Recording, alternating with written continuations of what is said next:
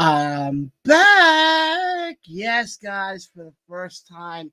I know I took last week off because of my injury that my story, which I'll get to that momentarily, that happened over at Titan Championship Wrestling. But guys, yes, I am back live here on another episode of the Round the Ropes Podcast. You guys know where to find us, guys. I'm glad to be back. I know it's been some time, but I got a question to ask. A very simple question. Is there anything to talk about?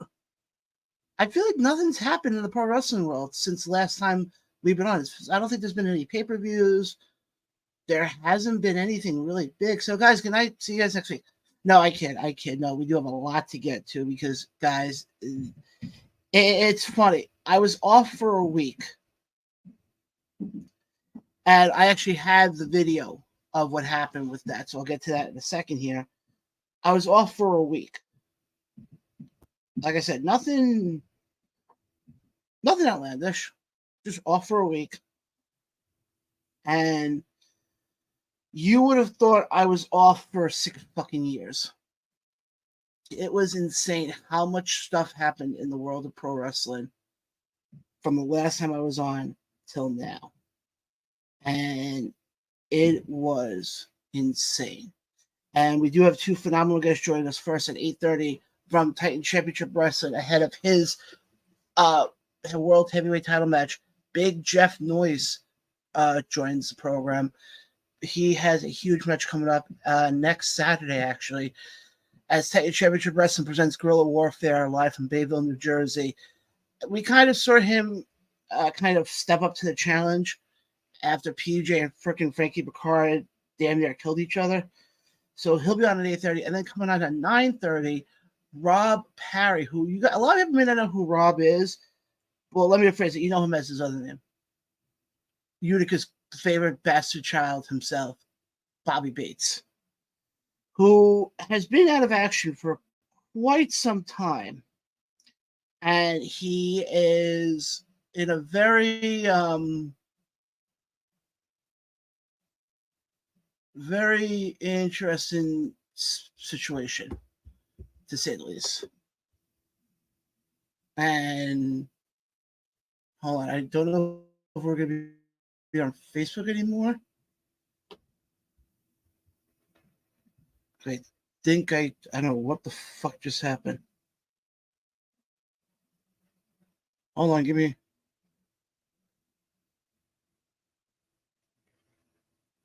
What? Whoa, what the?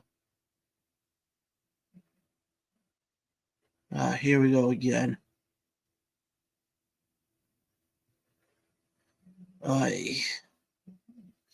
Yeah, for some reason my phone, my Facebook account got hacked. So, guys, bear with me 2 seconds here because I got to take care of this quickly. I know we'll get into what's going on in the world of wrestling because, like I said, guys, there's a lot going on.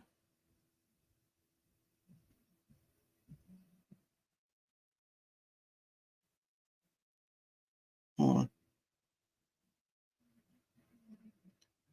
There's a lot going on. Like I said, there's a lot of big things going on.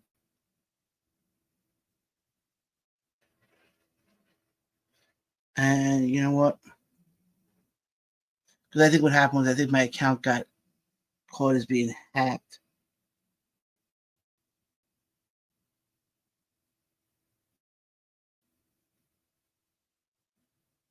Yeah, I was the only one who had it on. Here we go. I would say there goes that. Yep. If anybody who is actually watching this, let me know if you can actually hear me. Because it seems like everything's like all going to shits right now. But yeah, like I said, we've got a lot coming up. Whoa, hold on. This is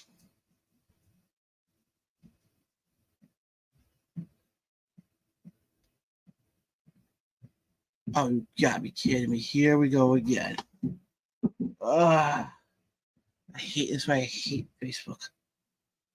I seriously hate Facebook for reasons that I'm currently in the middle of trying to save.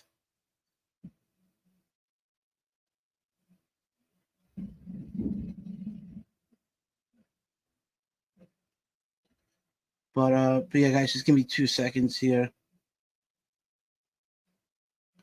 And then we'll get into more. I just want to have this so in case anybody, because we should be on Facebook, so I don't get what the hell is going on here. Oh, there we go.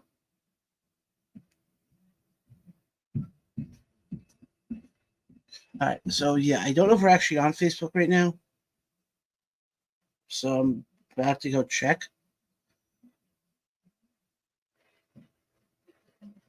Okay, we are live. Okay. Okay. Oh, we do have. Why do we? Oh, apparently now comments aren't coming in. Great.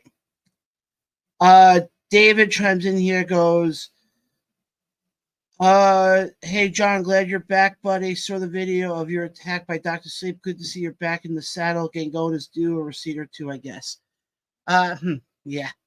Let's dive right into that now, shall we? Because yeah, let me play the video first in case you did not see what happened, and then we'll talk about it a little bit. So I'm going back 2 weeks ago to Seaside Heights Titan Championship Wrestling, their first show back, their second show in Jersey. And what I just read, in case you did not see it, here's a video.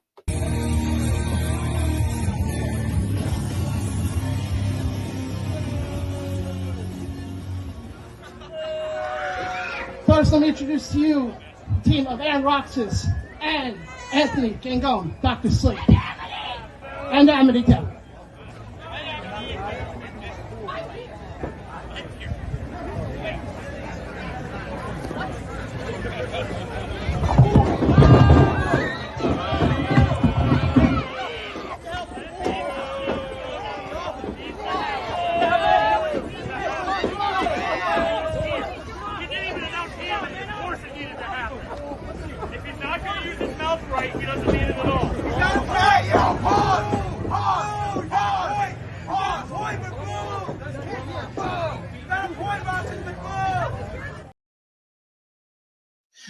So yeah, that's what happened at Seaside Heights, and I was asked to come in as it was my first show back, and it was just something that I was looking forward to, and somehow for some stupid way, I was attacked.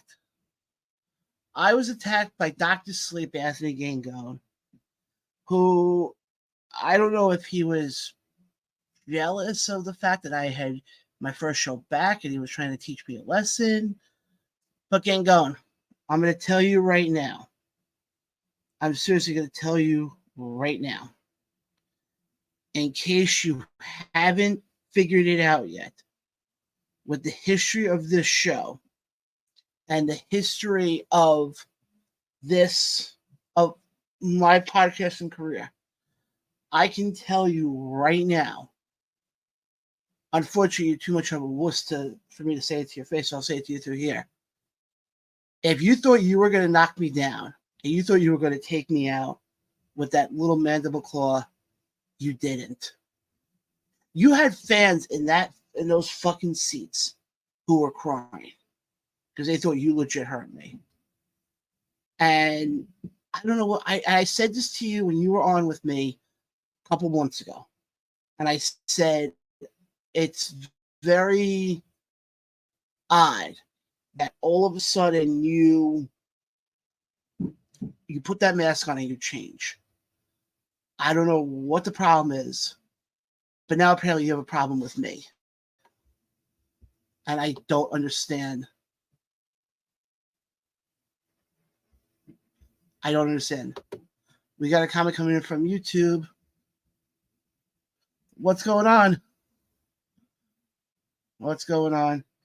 But yeah. Gangone, seems like you and I have an issue now. And I don't know if this stems from the fact that you're still salty like a fucking pretzel about the question I asked you a couple of months ago when you were on this specific show, this specific platform. And I looked at you like a man, despite the fact you called me nothing more than a wussy podcaster. And you guys can go back and watch the interview. And I basically called you out and said something to the extent of, well, if you felt like management wasn't promoting you, you could have promoted yourself. So please explain to me one thing. Were you salty because of that? If you were, then I said this to you. I said this 2 weeks ago when we had Billy Fetsky on and Marlon on here as well. If I made you feel salty because of what I said, then maybe you're in the wrong industry, buddy. Because those questions were light. I just want to know one thing, and either if you can say it in the comments or say it in a freaking promo, I don't care. All I want to know is why. I did nothing to you. I was a huge fan of yours. I had put you over on this show day in and day out. And you're going to turn around and tell me you're going to treat me like that? Somebody who's put you over on this show every time I can? Seriously.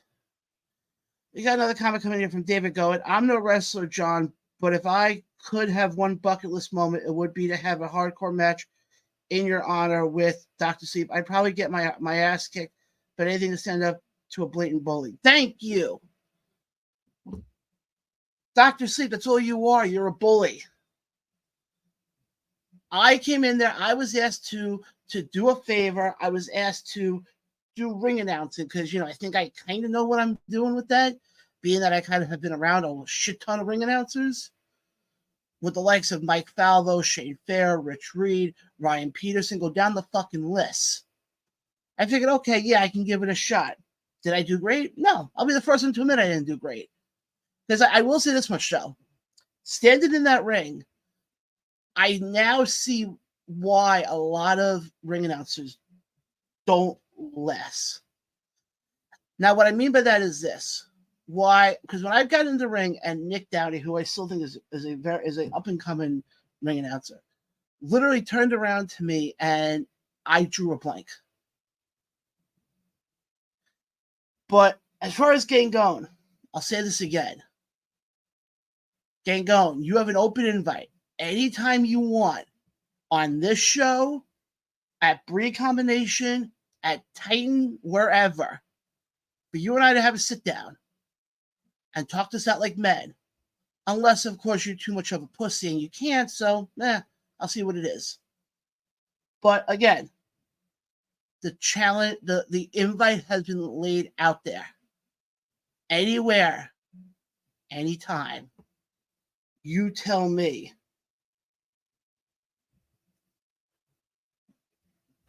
You tell me, Anthony. You tell me where, and I will make sure it happens. Fortunately, I had to see a lot.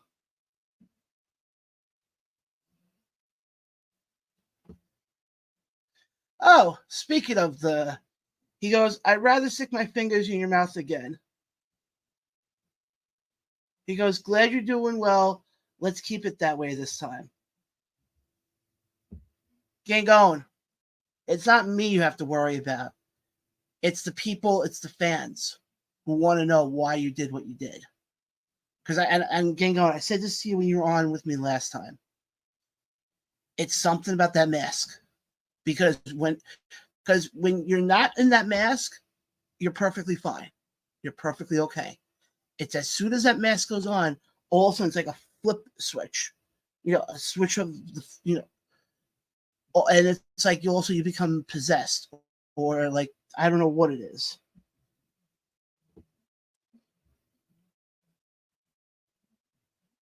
But like I said, the invite is there for you. Because I do know you have a match coming up in a couple of weeks for a Bree Combination against Darius Carter. And I'm gonna eat crow right now, dude. I may think you're a bully for what you did, but I'll give you your fucking flowers, though, dude. You did something I didn't think you were gonna be able to pull off. You won the Rumble. and you outlasted 19 other people to have a date with Destiny on October 20 in October, Nightmare at the Mecca. And I actually have, I think I have it here.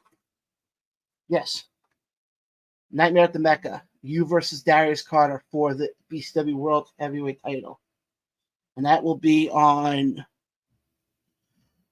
October 20th. So you got lucky. You definitely got lucky. But you can still have luck come October 20th. And before you get into that ring with Darius Carter, because I can tell you right now, you're probably going to sit there and say, oh, I've beaten Darius. Da, da, da, da. Yeah, that's all well and good. Except you're forgetting one thing. Darius has something that you don't have right now. Darius has a title. You were too wrapped up to with everything else going on. You lost your title at the anniversary show to BOURUGH. And a match that I'll sit there and say was phenomenal. It was incredible. But I just have a serious question. Do you think you can pull off? Do you think the impossible is going to happen twice? We shall see. Overall, I will say this much. I thought the experience down at Seaside Heights was incredible. It was nice to be back at it.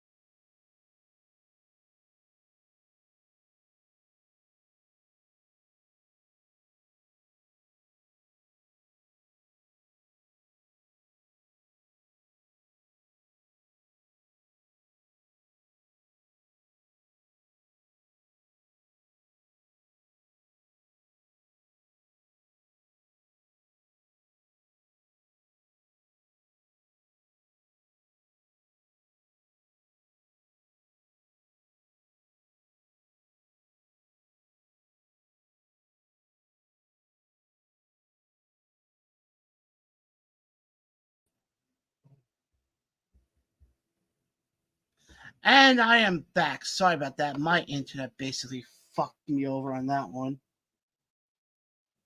But yeah, like I said. Oh, and by the way, Gangone, what happened? You were afraid that you were pissed at me because I was saying something about you, so you took out my internet now? Seriously. Like I said, we do got at 8 o'clock, by the way, we will have. Hold on, I gotta share this now because for some reason I don't know if anybody's watching.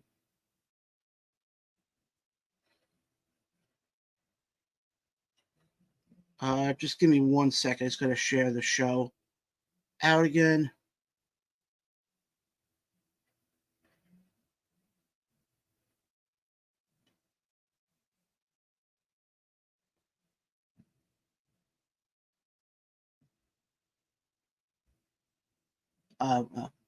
No, don't mind me. I just gotta reshare the show again because I think because of me having the little episode there that the video nobody's seeing it now. So if you are seeing this, let me know.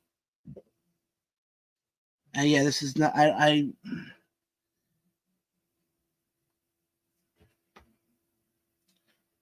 okay, so we do have some people watching.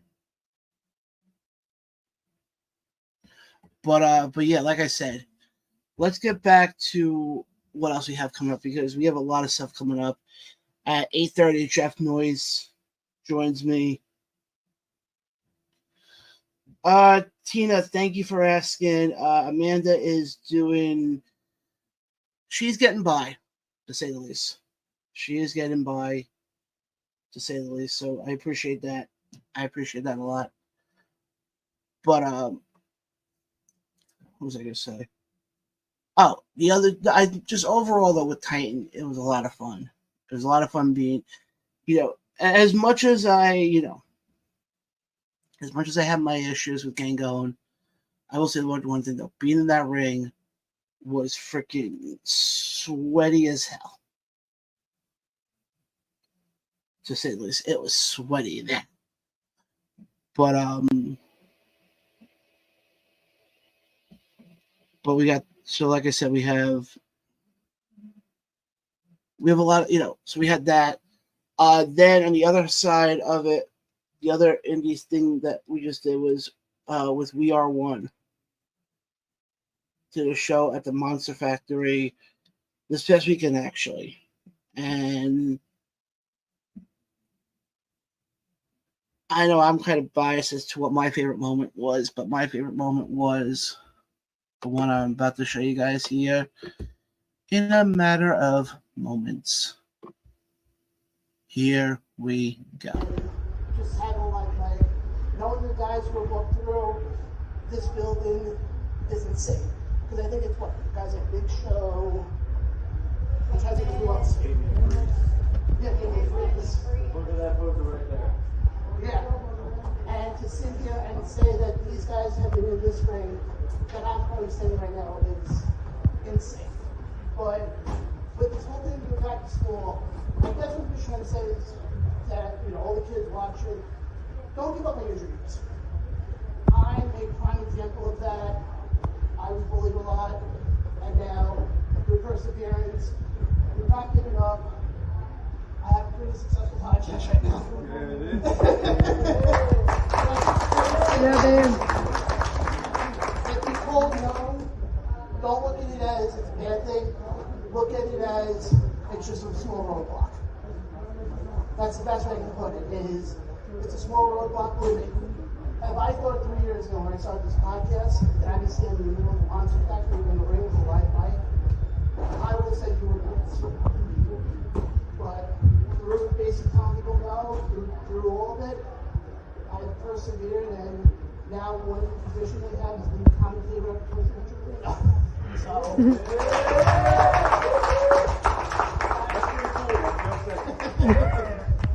guys, let's have a fun show tonight. All right, guys, we will be starting soon with the Rumble. Keep that vibe going, keep that energy. I'm just saying. Yeah, we had that. But guys, gonna take a quick commercial break, and we'll be right back. After this, you're watching the Around the Ropes podcast right here on the Around the Ropes YouTube and Facebook channels. We'll be right back right after this.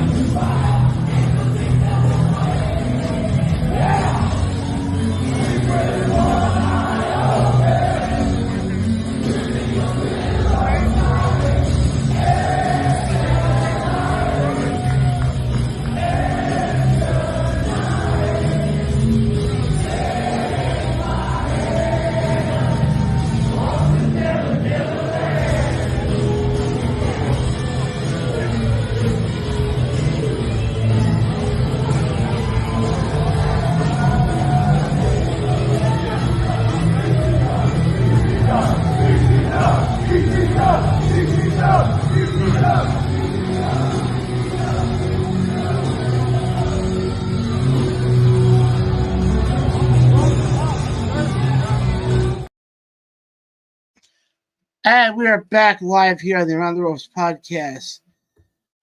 And guys, in about 5 minutes or so, we do have one announcement to be making that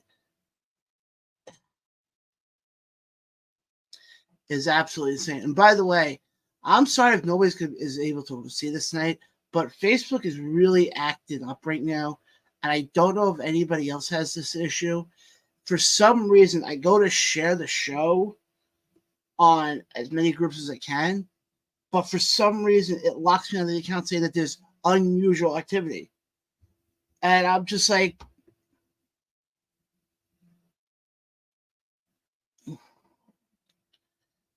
so if you see this later, I hope you enjoy the show tonight. I mean, I can't figure out Facebook anymore. But yeah, guys, we are back. Like I said, starting at the bottom of the hour, we will have on the one and only Jeff Noyze on to talk a little bit about Titan and all that stuff. And then at 9:30, Rob Parry from UWE will be joining us. But guys, I have another announcement to make. And this one is a big one. As many of you guys know, DJ Storms, who's a fellow podcaster, he's been on the show before. I've been on his show. Is running a show October 19th, live from the Elmwood Park Rec Center in Elmwood Park, New Jersey, where there's going to be a lot of great action. Well, I can announce, as of right now, one half of your commentary team for the show. Drum roll, please. Me. Yes, guys, I am making my debut on commentary for ECPW and DJ Storms as they present Battle in the BOURUGH, where we will be seeing such superstars as Rick Recon, Crowbar. Come on, you fucker. There we go. Also in action, we'll see Mateo Marcellus. We'll also see Bulldog Pittman, the Cotton Candy Princess herself, Tiffany Avatar, El Oso Blanco, Tiffany Grady will also be in action. The Revolver, Alex Ryman will be in action. And I don't know if this wasn't. Oh, actually, speaking about Alex Ryman will have a match against Bulldog Pittman. And the two Tiffanys will be taking on each other. As we get closer to the event, there'll be other matches announced and all that stuff. But guys, like I said, the announcement is official. I am one half of the commentary team for the upcoming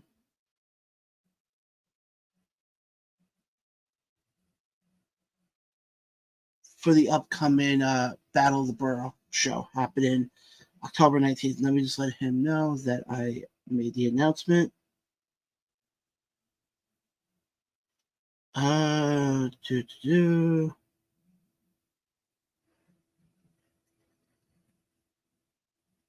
we go. But yeah, guys, so we have that coming up. Also, I guess I'll make the other two announcements now while I'm here. We will have on future episodes, We Are One will be. I want to welcome to the family. And then the other one, and this one's actually going to be an interesting one, because this one is for a company called, what the fuck is it called? Norfolk Fighting Championship, or NCCW, which is a company based out of Ontario, Canada. And they are now we'll be working with them, so you'll be seeing a lot of their talent on the show in the weeks and months to come. I know they have a show coming up November 17th. Yeah, November 17th, where I did see part of the main event will be featuring the son of WWE superstar and WWE legend, Mr. Bob Backlund. It's his son will be in action. So we got that coming up for you guys. I also, want to mention, we do have main event wrestling that we're working with, Dynasty we're working with. So A lot of big stuff is happening. But guys, like I said, as far as independent wrestling stuff goes, we took care of all that. I want to hop gears here for a second and talk a little bit about what's been going on with the AEW. Because guys, this Saturday, live from Tony Khan's favorite place, fucking Chicago, we will have All Out. And I wanted to just talk about the card briefly here for a second. So if you just bear with me for 2 seconds. Oh, okay.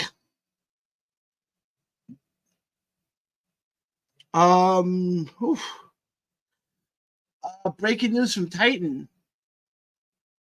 They just announced the tag team title match. Deadly Sins versus the Audacity. Ooh, that's gonna be a good one. That's gonna be a good one. But so I want to talk briefly about AEW All Out, and it's gonna be a good show on paper. But let me just pull up the actual card itself.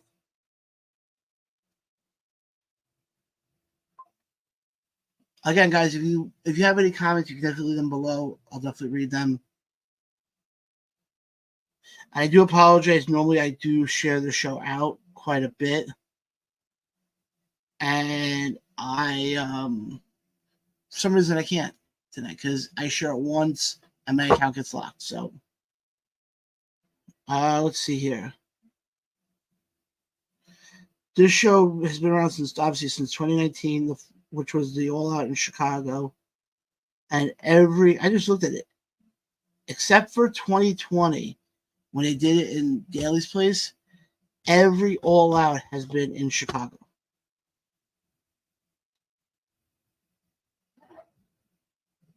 So, guys, here we go. Coming up first for All Out, we have Will Ospreay taking on Pac for the AEW International Championship. Now, these guys have a storied history, it's safe to say. These guys have an interesting background, to say the least. And I don't know. I don't know what I expected with this one. Because on one hand, you just built up this whole thing with Ospreay to defeated MJF at All In 2 weeks ago, and it was all well and good. But now you got Pac on his ass. I mean, Pac right now is currently 1/3 of your 6-man tag team champions with Claudio Castagnoli and Wheeler Yuta. As much as I'd love to say it, I don't think so. I don't think we get a new AEW International Champion, and I think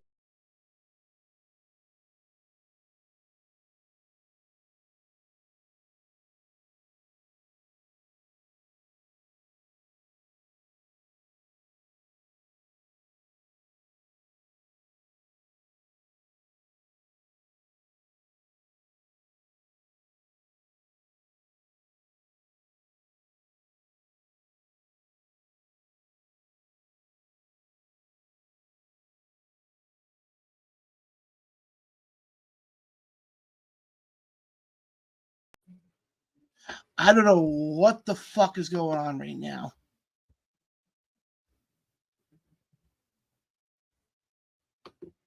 Seriously, I don't know what the fuck is going on right now. But it is what it is. But yeah, guys, by the way, if you watch us on YouTube, we are live, so we can definitely take any questions or comments as well. I'm gonna try something here.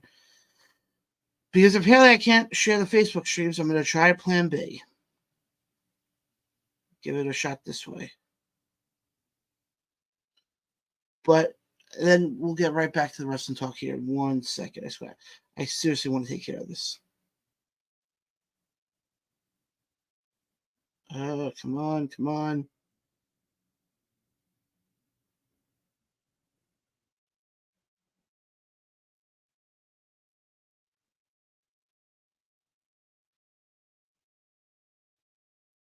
Okay, here we go.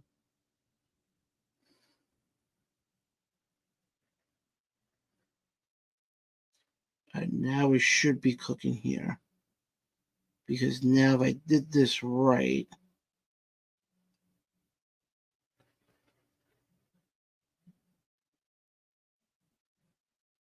Ooh. Okay, there we go.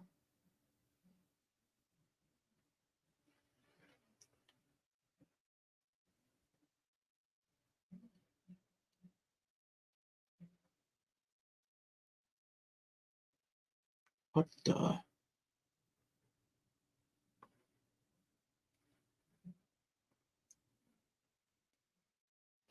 Try that way. Why not?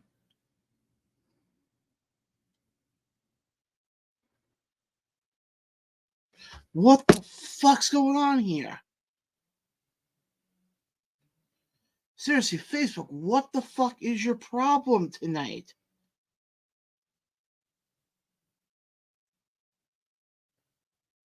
I don't seriously, I don't get this anymore. I really don't get this anymore. I hate to say this, I might look into Blog Talk Radio. Because at least then I didn't have problems with that end. But holy crap, I've never had so many fucking technical issues tonight. I have not had as many technical issues as I've been having with this thing today. I seriously don't get this anymore. I can't fucking share anything anymore.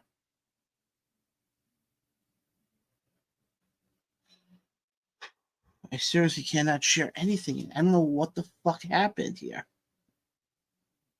It's like as soon as I share one thing, all of a sudden it says my account's locked again.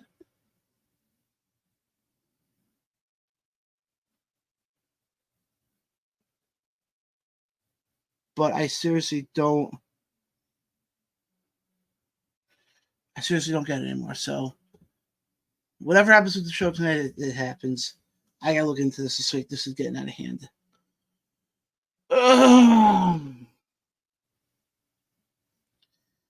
But anybody who's watching, let me know what you guys think. And this one I don't get though, because I guess two people. I don't know anymore. But I'm like so pissed off right now with Facebook. Guys, if you have any other ways that I can stream this podcast where I know people will watch or even listen, I'm game. Because at this point, I'm done with this. This is bullshit already. Let me see if I share it one time. Let me see what happens.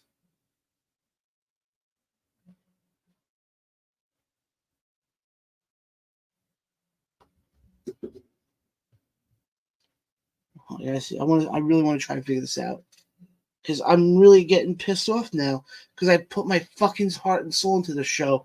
And Facebook is saying basically go fuck myself. Let's try it for one big group. Let's see now. Nope, right back in. What the fuck did I do?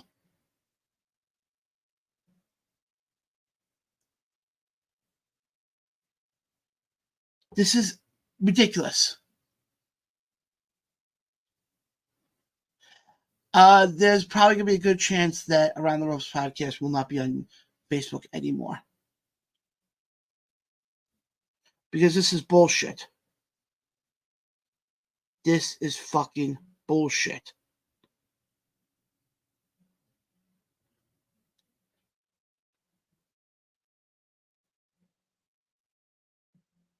This is complete and utter bullshit.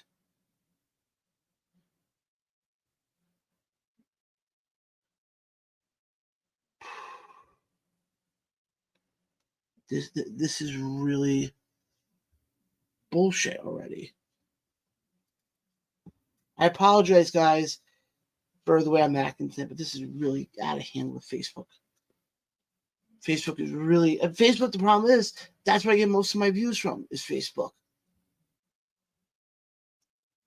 But I want to get back to the wrestling talk because I'm going to scream in a second. I'm seriously about to fucking scream. But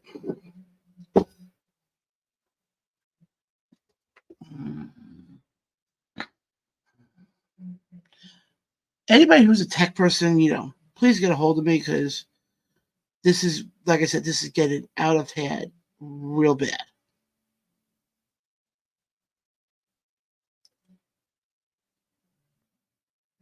This is getting out of fucking hand.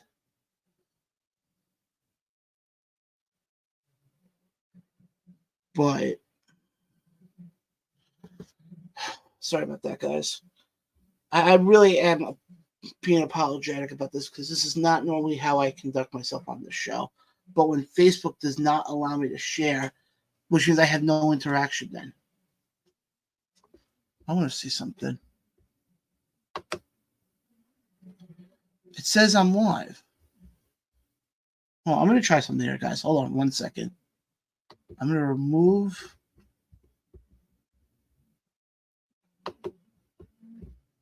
the Facebook.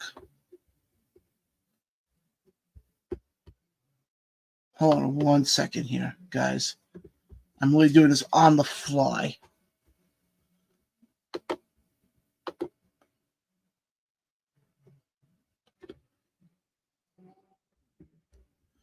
I'm legit doing this on the fucking fly right now,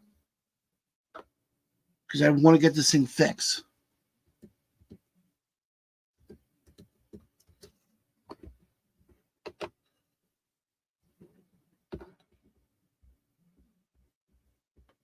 What the fuck? 691. Oh, that was my fault. I fucked that one up. Nope.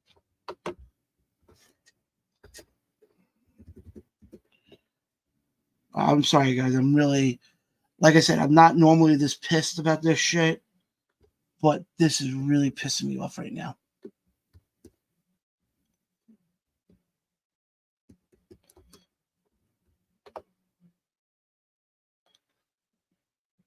This is really pissing me off. And I don't even know if this is going to work. What are you? Yeah, I trust that. What do you? Huh?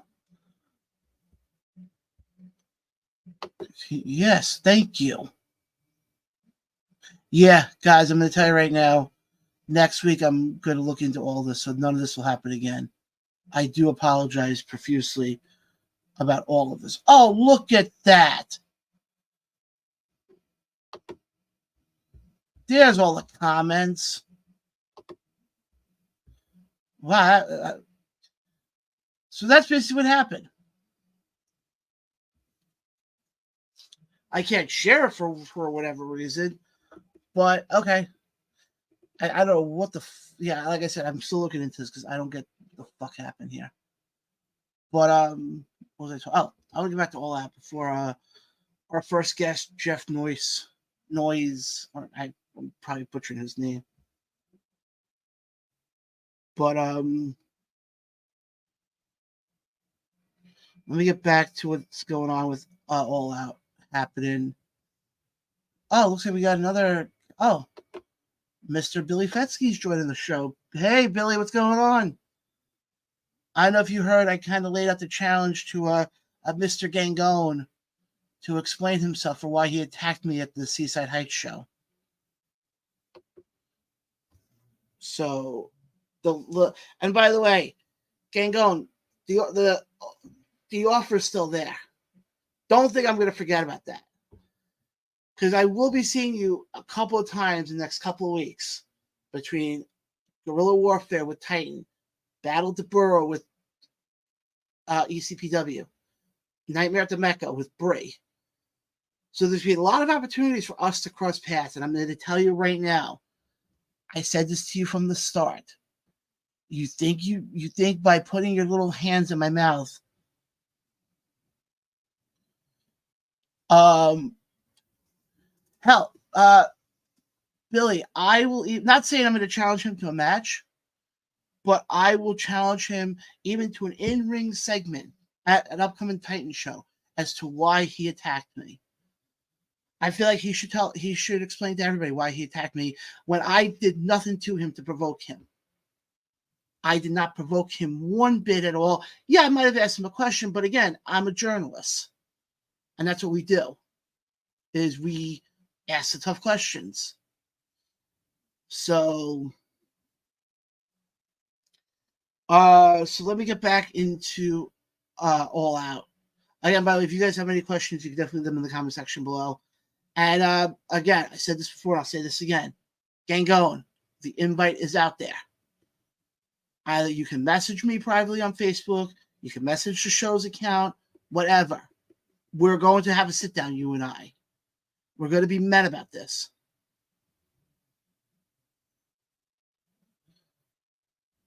Oh, David, just wait until I have him stand across from him in the ring with a microphone, or standing across from him on this podcast. Because I'm going to tell you right now, this isn't good. I'm going to tell everybody this right now.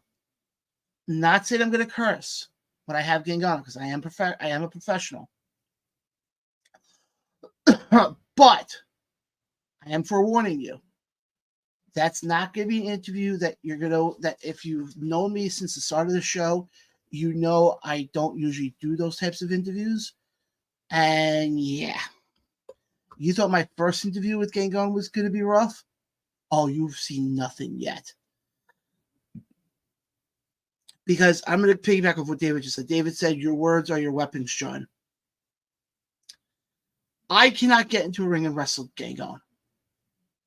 It would be a whole disaster.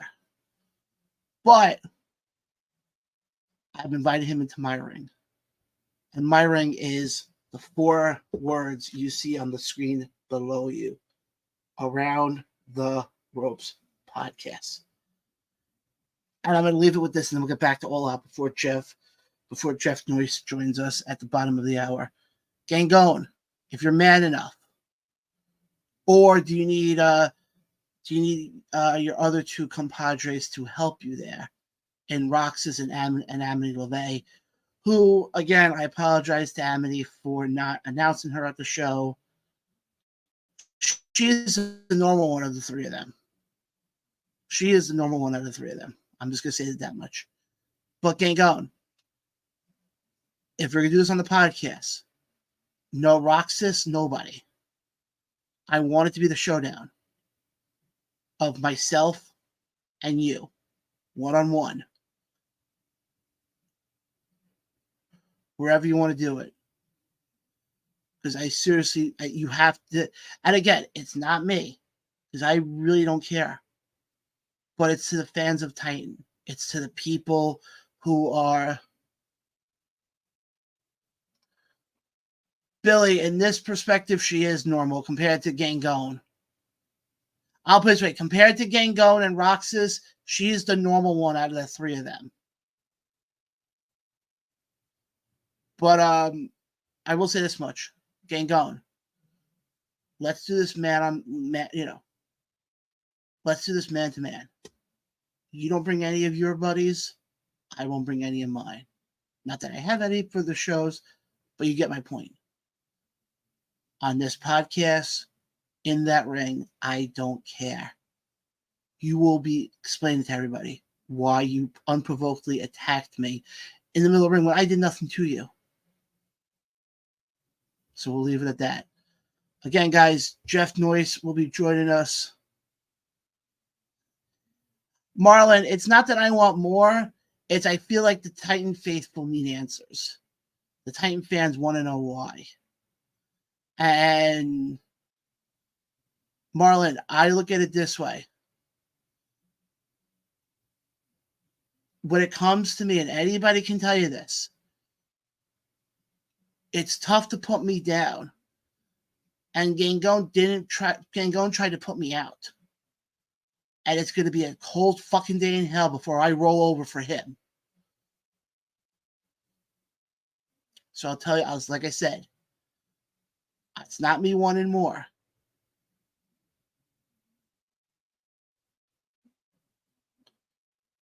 Okay.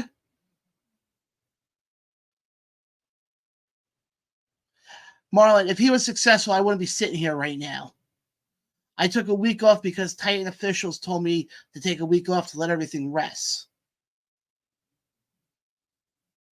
I wish I was on here last week because it gave me time to think.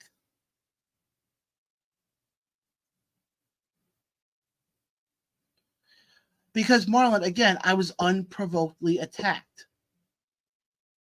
I was unprovokedly attacked.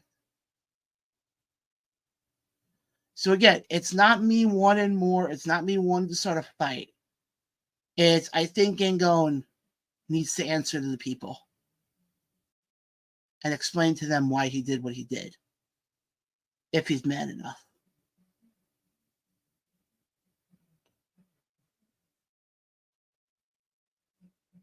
Marlon, I look at it this way. I get what you're saying, and I'm probably going to regret this in a couple of months from now, but it has to be done.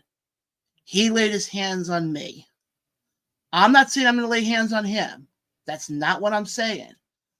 I am saying to him, one-on-one, I want to know one question. Why did he attack me? I'm just going to leave it at that. Why did he attack me?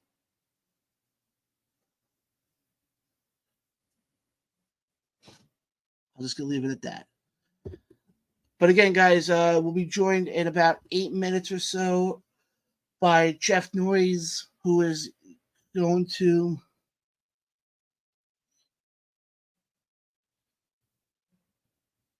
Marlon, I look this way. This has been brewing in my head for last week. Here's the thing. I took Titan officials' word, and I didn't say anything on Facebook about this until I knew I was going to be live again. Because I knew if I put out a simple little post about this, it wouldn't show the emotion. It wouldn't show that Gangone woke up a beast.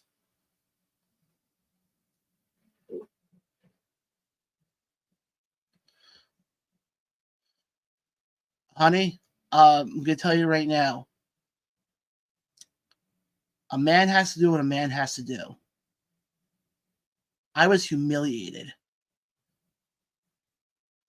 Again, not saying I'm going to be wrestling. Okay, I can see where people are getting really misconstrued here right now. I'm not going to be wrestling Mr. Gangone. I'm not doing that. What I am going to do, though, is I want to get to the bottom of this and find out why he attacked me. That's all I want to know. That's all I want to know, is why he attacked me. Or should I go ask Amity LeVay or Aaron Roxas for that instead? I'll just leave it at that.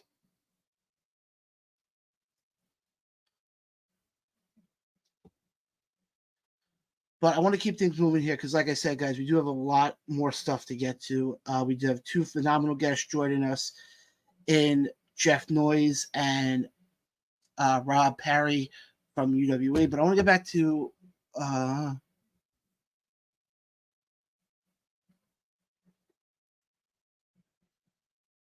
yeah, Marlon, you nailed it right on the head. That's all I want, is a civil conversation. David said the podcast fan base has his back. When it comes to a verbal exchange, John has the upper hand. David, I appreciate that a lot, man. But yeah, Marlon, so I don't want any violence, no interactions. I don't want to take a bump.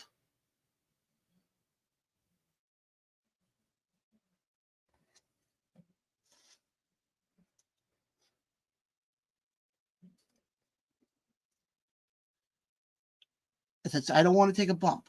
I just want to have a discussion. That's all I'm going to say it as.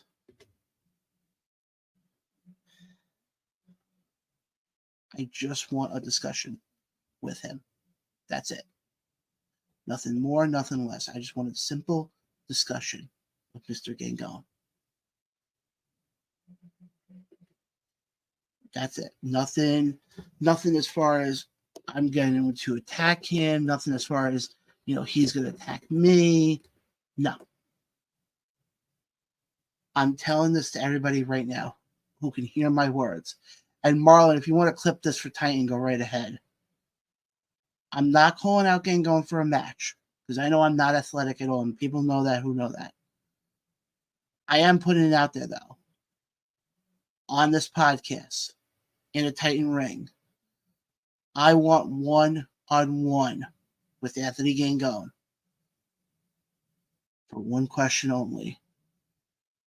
Why did he attack me when I'm not a wrestler?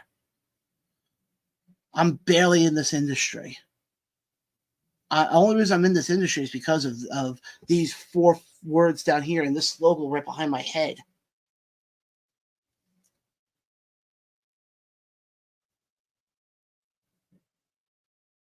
Oh, Billy, don't worry. Mike, I'm going to be on high alert that day, whenever this happens.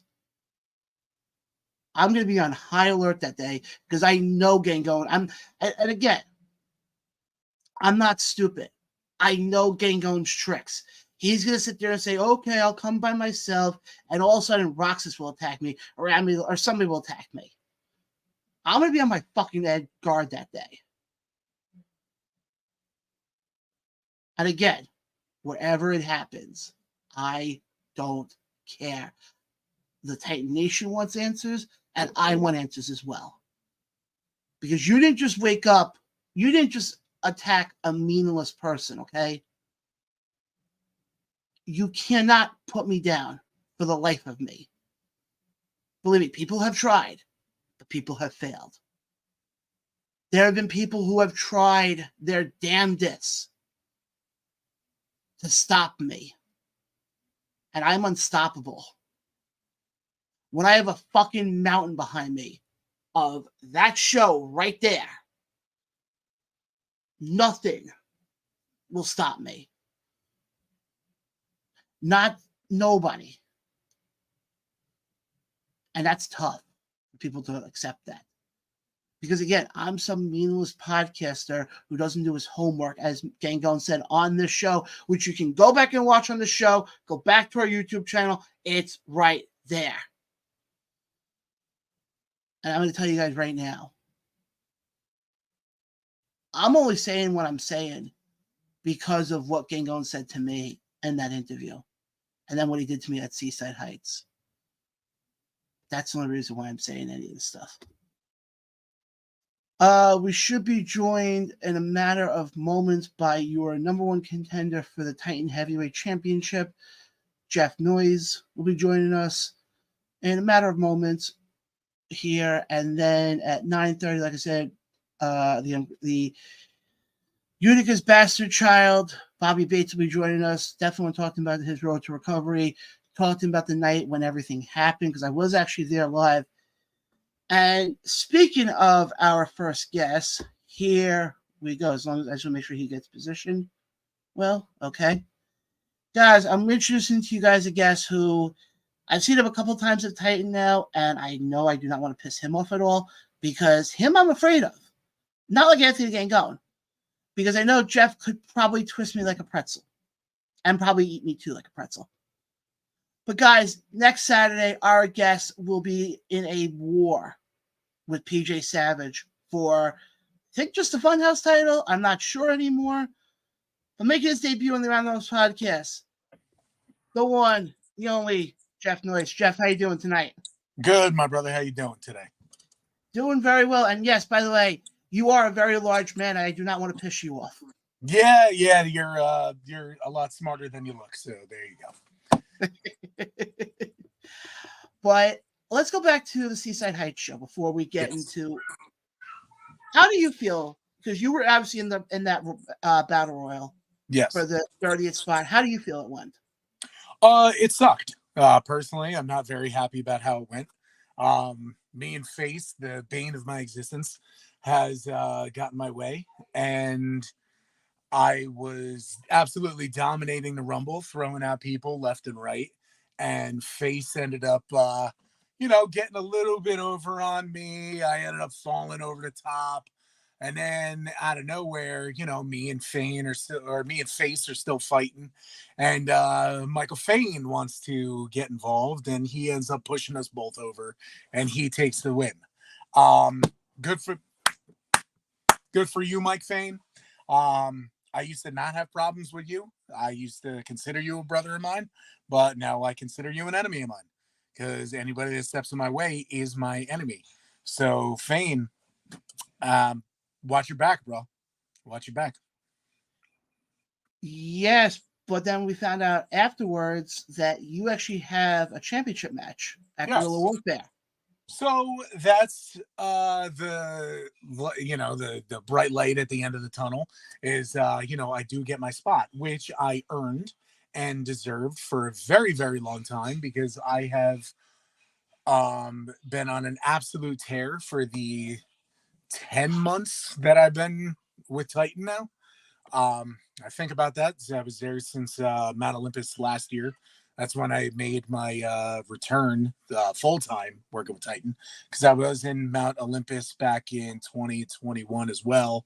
And 2022, I just didn't do anything with Titan because I had a child that year. So, Gatsuki took priority over everything, my son.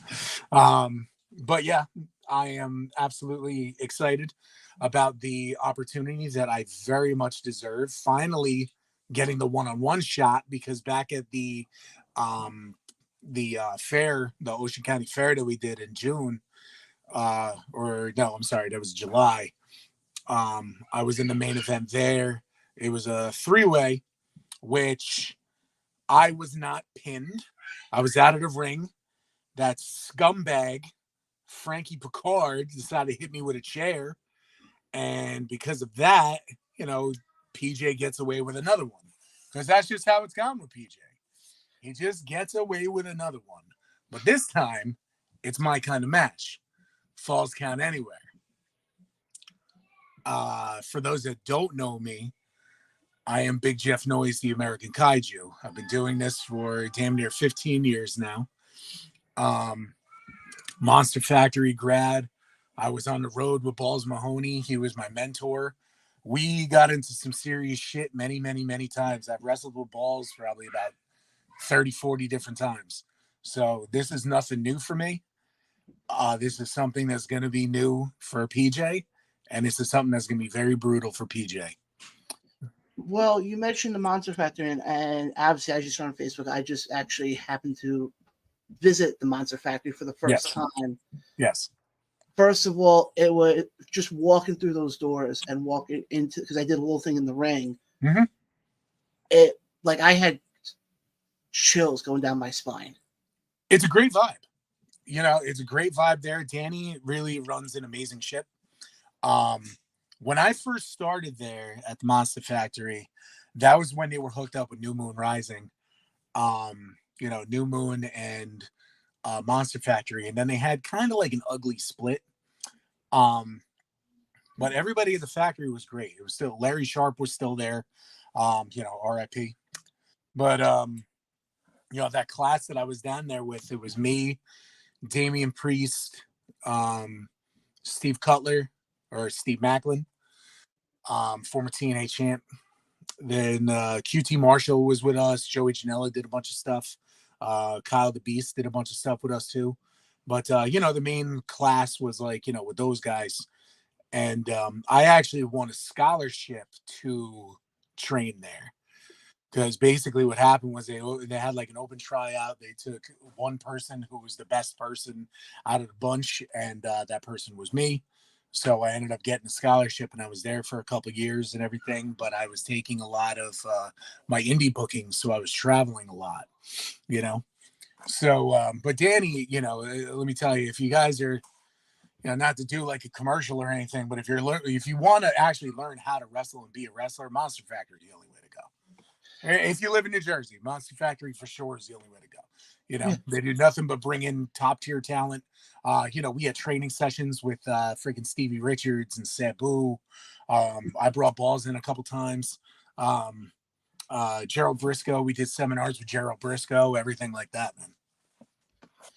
Now, in your time with the Monster Factory, is there one story from what you were told by Coach Danny about that stuck with you throughout your entire career? Well, with Danny, he was pretty new as a coach at the time, and he was going through a lot of back issues. But I'll never forget one time, like I was in the ring with someone. I just worked literally like a 4-shot weekend, and I was freaking exhausted. It was like the day after doing that, I was a little lackadaisical in there, and he came into the ring like a bat out of hell, pissed off. Turns me around, chops me in the chest. He's like, "That's not how you do this." And then he freaking gets me down on the ropes, puts me on the ropes, chokes me on the ropes, runs off, gives me like that big, like the big springboard choke leg and everything. He was like, "That's how you're supposed to do that move." And then like he goes back and like literally just lays on the mat afterwards, like it was all jacked up. I was like, "Bro, where the hell did that even come from?" You know? Like it was ridiculous, man. Like, but he's always had it in him because he was an indie guy too. He was a worker for a long time. So Danny's just, the class act dude. But that was always hilarious to me. Like, I'll never forget that one stupid little freaking, thing with me and him. Well, you mentioned that some of the other people who were in the class with you, it was Yes. Damian Priest, Steve Macklin. Yes. When you guys were in the class and you were looking at these guys, did you sit there and go, okay, a lot of these guys are going to end up on TV? It's hard because Macklin literally, like, I freaking, I'm not trying to, pat myself on the back, but I was the one who freaking taught him how to tie up. I was there like his first day of practice and stuff. He never really did anything. I went over to him, I showed him how to tie up, and I was like, like doing that. And then Priest, we wrestled a bunch of times when I was down there, and he was a lot bigger of a guy at the time, and damn, did he really make a gigantic turn for himself, which is fantastic. He dropped a ton of weight, he got shredded, got a lot more tattoos and everything like that. But he was always good in the ring. But seeing how he made that transition over the years, man, it was impressive. It was really. And some of the other guys that we were there, that they were like pushing hardcore to the moon. Like I'm not going to name drop, these guys, but they were pushing them pretty hard, and then they fell on hard times, and are no longer in the business. So. There's also that too. So that's the crazy thing with a wrestling school is, you could have these top tier guys who's like, kicking ass, but it takes a while to them to really like, own their skills and stuff like that. But we all saw that it was there with a couple of the guys, but, it's really impressive to see where they went, and it's really unfortunate for the other guys, but that's their problem. No, I totally, and I've seen that now doing the show now for 3 years, and got a chance to have talked to a lot of the wrestlers. That you hear a lot of stories of wrestlers who just don't have what it takes to make it, and it's almost like this is a bad comparison, but obviously, you being a tri-state guy or sort of tri-state, I think you're Jersey, right? Yeah, Jersey. Okay, you look at guys who try to make it for New York sports teams like the Mets or the Yankees or the Jets and the Giants. How many of them actually become something? Exactly. And there was even issues with me too, because when I was down at the Monster Factory, pretty much I think like 6 to 9 months after being there, my dad developed a brain tumor, and that was really difficult for me. And I was also a school teacher at the time. So for me, I couldn't go as often as I wanted to. And Danny did, give me shit about that a lot. But at the end of the day, I had to help my family, I had to, pay my bills. I had to help them. I had to be there for my dad, my mom, everything like that. His family is like super important to me. So like I had all that going on, and then my niece was born, and she had, she's got cerebral palsy, and that all literally came within the same week, of my dad's tumor and her birth. That was, crazy what happened, but that's a whole other story. But I was at the factory at the time, and it was just, I couldn't be there every day, like or 3-4 times a week. I wish I could, but I just did what I could, and I had to take more of the indie bookings for the weekends to help make ends meet, as opposed to I'm going to school, I'm just going to school, and that's that. Do I wish I was at school more? Absolutely. But, life actually happens, and sometimes shitty things happen in life. And, I get. What did you teach? I used to be a phys ed teacher and football coach, wrestling coach, track coach. And I also was a paraprofessional helping out with the special needs kids. Gotcha. And I get what you're saying, though, because I've heard the line for years that wrestling doesn't pay the bills. Yeah. I've heard that line for years. If you do it right, it can at least supplement. And if you do it really right, it can pay the bills.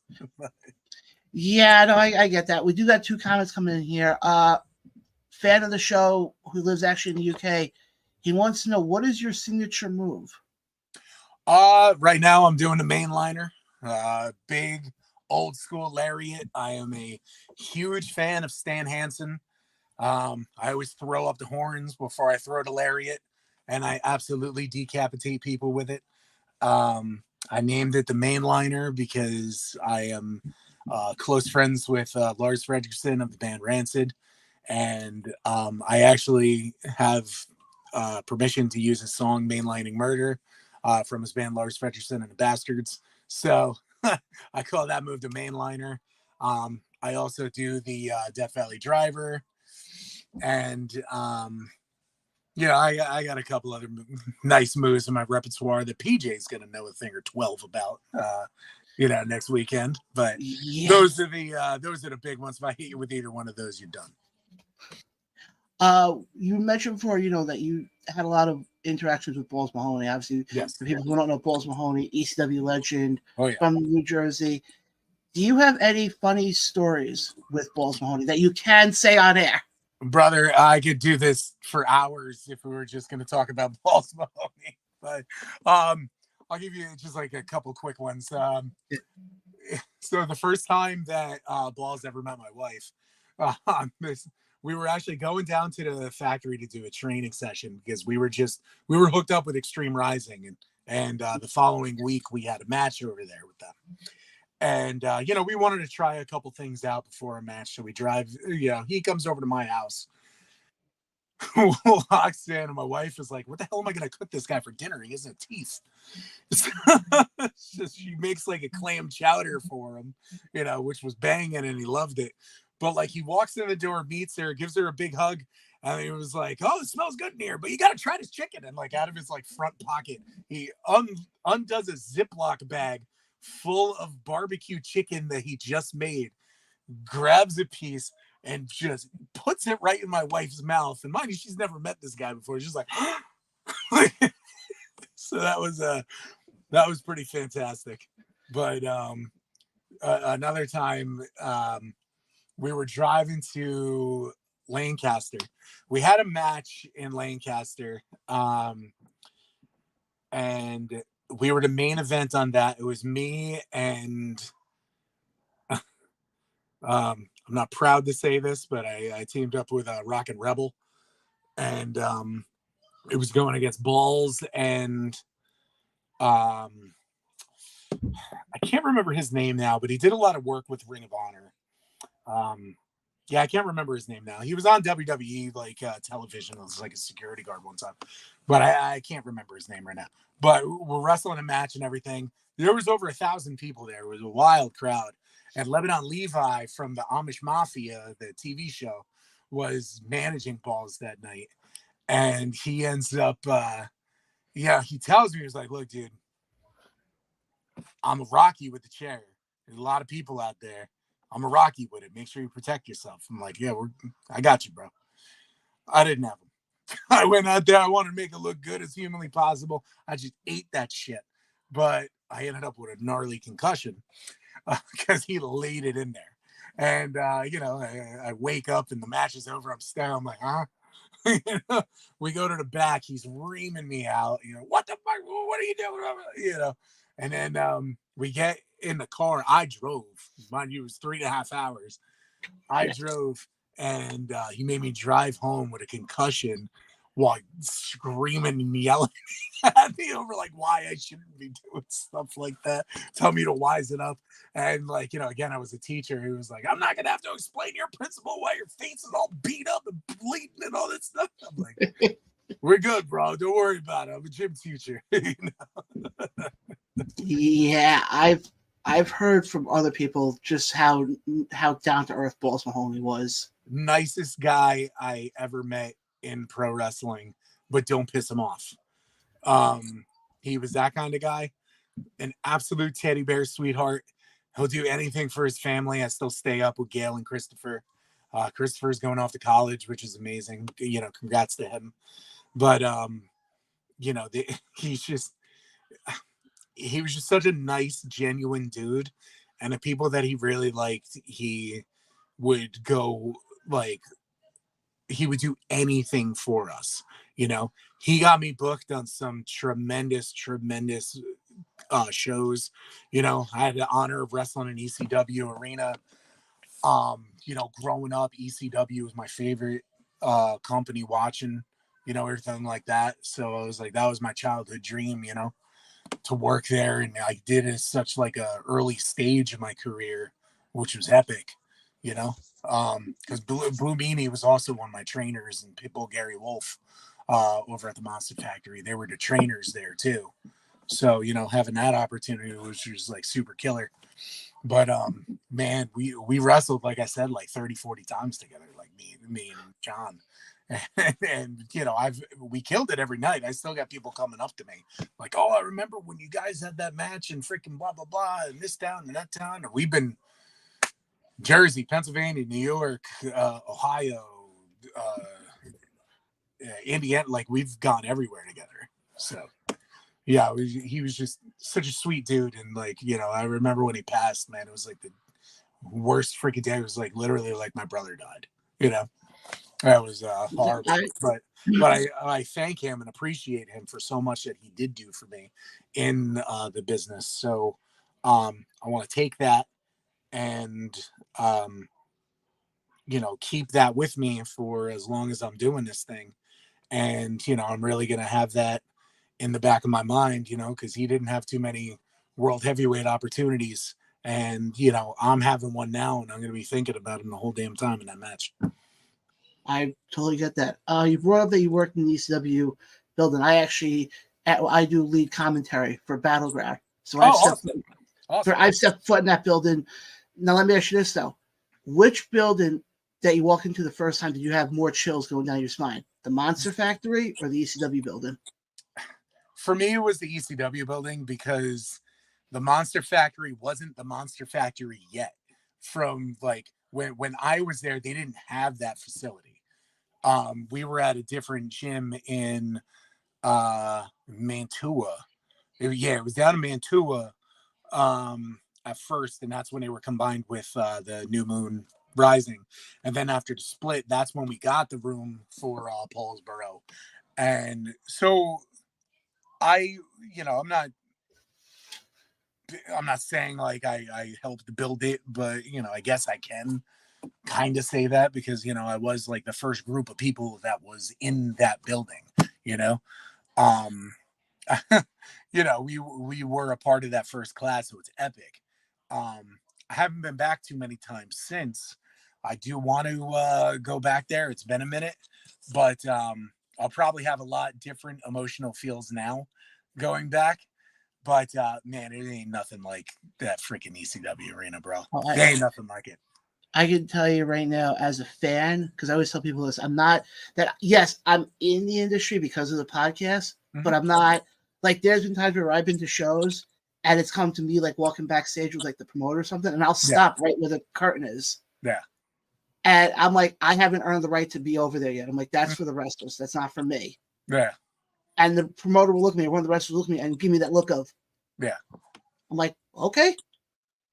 But I think for me, obviously now looking at it, I think for me it was that ECW building, walking into there for the first time, Yeah. just knowing that the history. I mean, both buildings have a legacy. Absolutely, 100%. And I said this to somebody over the weekend. Both of those buildings, I think, are two of the most legendary buildings in wrestling. Yep. I mean, obviously for different reasons, but I mean, you think of pro wrestling, especially up here in the Northeast, the two buildings that you think of right away are the Monster Factory, yep, and the ECW building. Yep. Yeah. Being in the tri-state and thinking about the non like Hammerstein ballrooms or like anything like that, or Madison Square Garden, you weed out those kind of buildings. There's nothing better than walking through and seeing that the ridiculous spray insulation inside the Monster Factory, but you know how like legendary it is from what we built. And then also like you go into the ECW arena and you see the banners like of all the wrestlers that were either enshrined because they did amazing stuff, or enshrined unfortunately because they also passed away. Or if freaking you got to go take a piss, you go into the men's room. They have that huge mural in there. How many times people take pictures with that? I mean, I remember the first time I went there, a friend of mine was like, "Oh, you got to go to the mural. You got to go to the mural." I'm like, "What mural?" Yeah. Now every time I go back there, you're gonna laugh. Every time I come back, I'm back there October 26th for the next Battleground show. First thing I'm doing when I get to that building is I'm finding that mural. Yeah. Oh, you walk right in, you'll see it. You walk right in there, bro. You see it. But I have too many memories and stories about that arena, but I can't exactly get into them. But I do thoroughly enjoy that place. And I will say the first time I went there, the first time I went there as a worker, it blew my mind. It also blew my mind the first time I went there as a fan. Like that was epic to me too. But I grew up, we didn't have a lot of money, but luckily ECW was like $15-$20 to get in the door, so we were luckily able to afford that. But going into that as a kid was epic, and then having that opportunity to go and walk in there and just like walk through the curtain, get into the ring, holy shit, bro, it just like blew my mind. That was just such an epic experience, and I want it again because it's been a long time. I definitely want that feeling again. Oh, absolutely. I totally agree. I left. I was there for WrestleMania weekend. Yeah. I was there, did a watch along the whole 9 yards. Yeah. And originally I was supposed to be VIP. Nice. But they had some issues, so I ended up sitting literally backstage. Yeah. And I'm sitting backstage in the ECW building, and at one point I'm sitting here, and Sam Lewis sitting right here. Yeah. Matt Riddle's right over here, and I'm sitting there trying so hard to be professional. Yeah. Yet a part of me is like, holy crap, I've seen half of these guys on TV. Mm-hmm. I kept telling myself, John, be calm. You have to be professional. But like there was that small part of me that was like, holy shit. Yeah. I know. I know that feeling because we're all fans, We all grew up as fans because otherwise what the hell are you doing?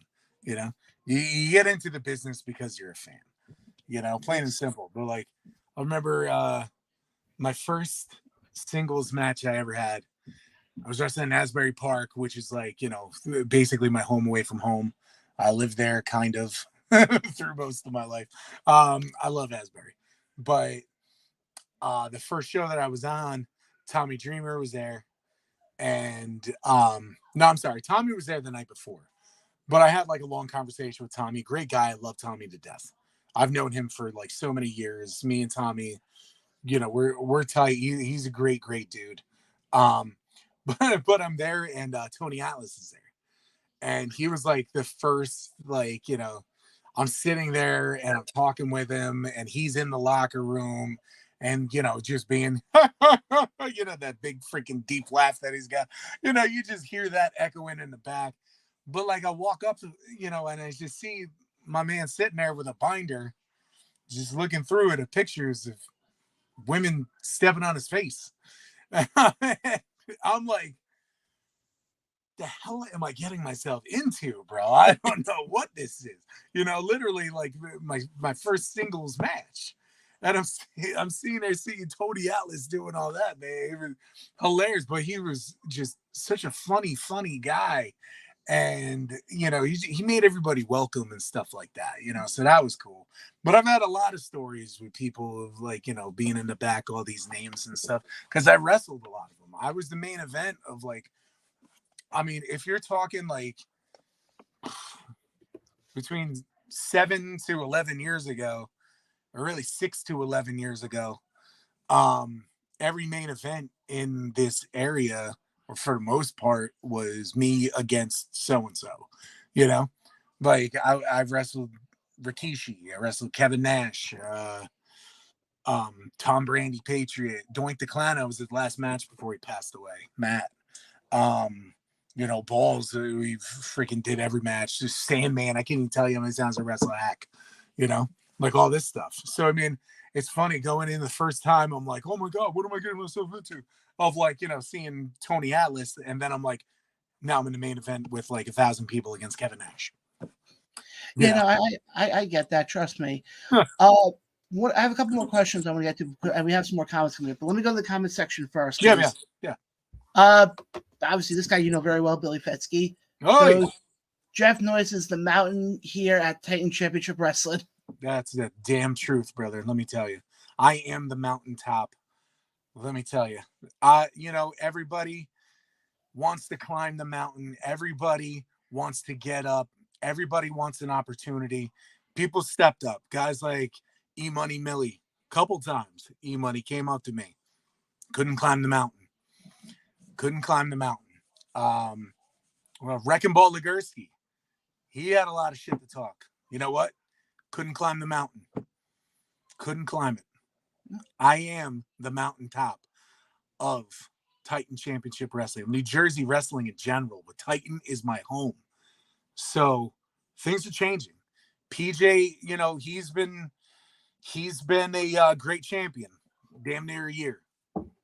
You know, he's been a great champion. He's beat everybody that he's come across.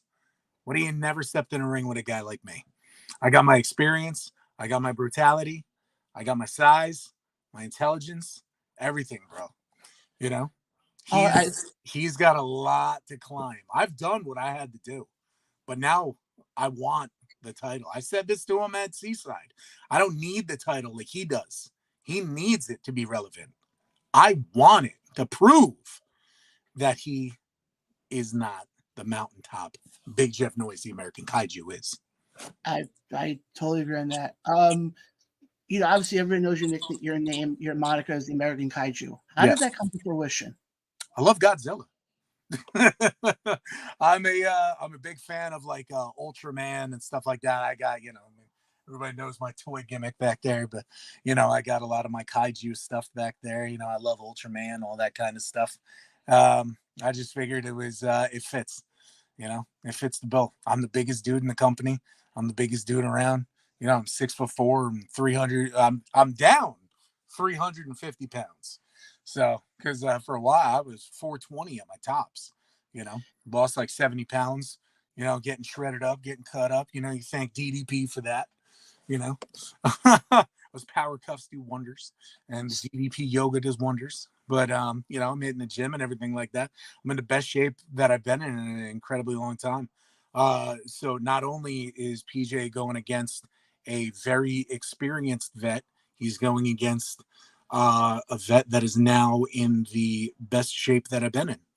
So I don't even know what I have in store for him, because I'm just going to go feral. I am going to go in another level, in another mode that I have never seen. And that's dangerous for him. And that's dangerous for everybody. Oh no, I completely agree.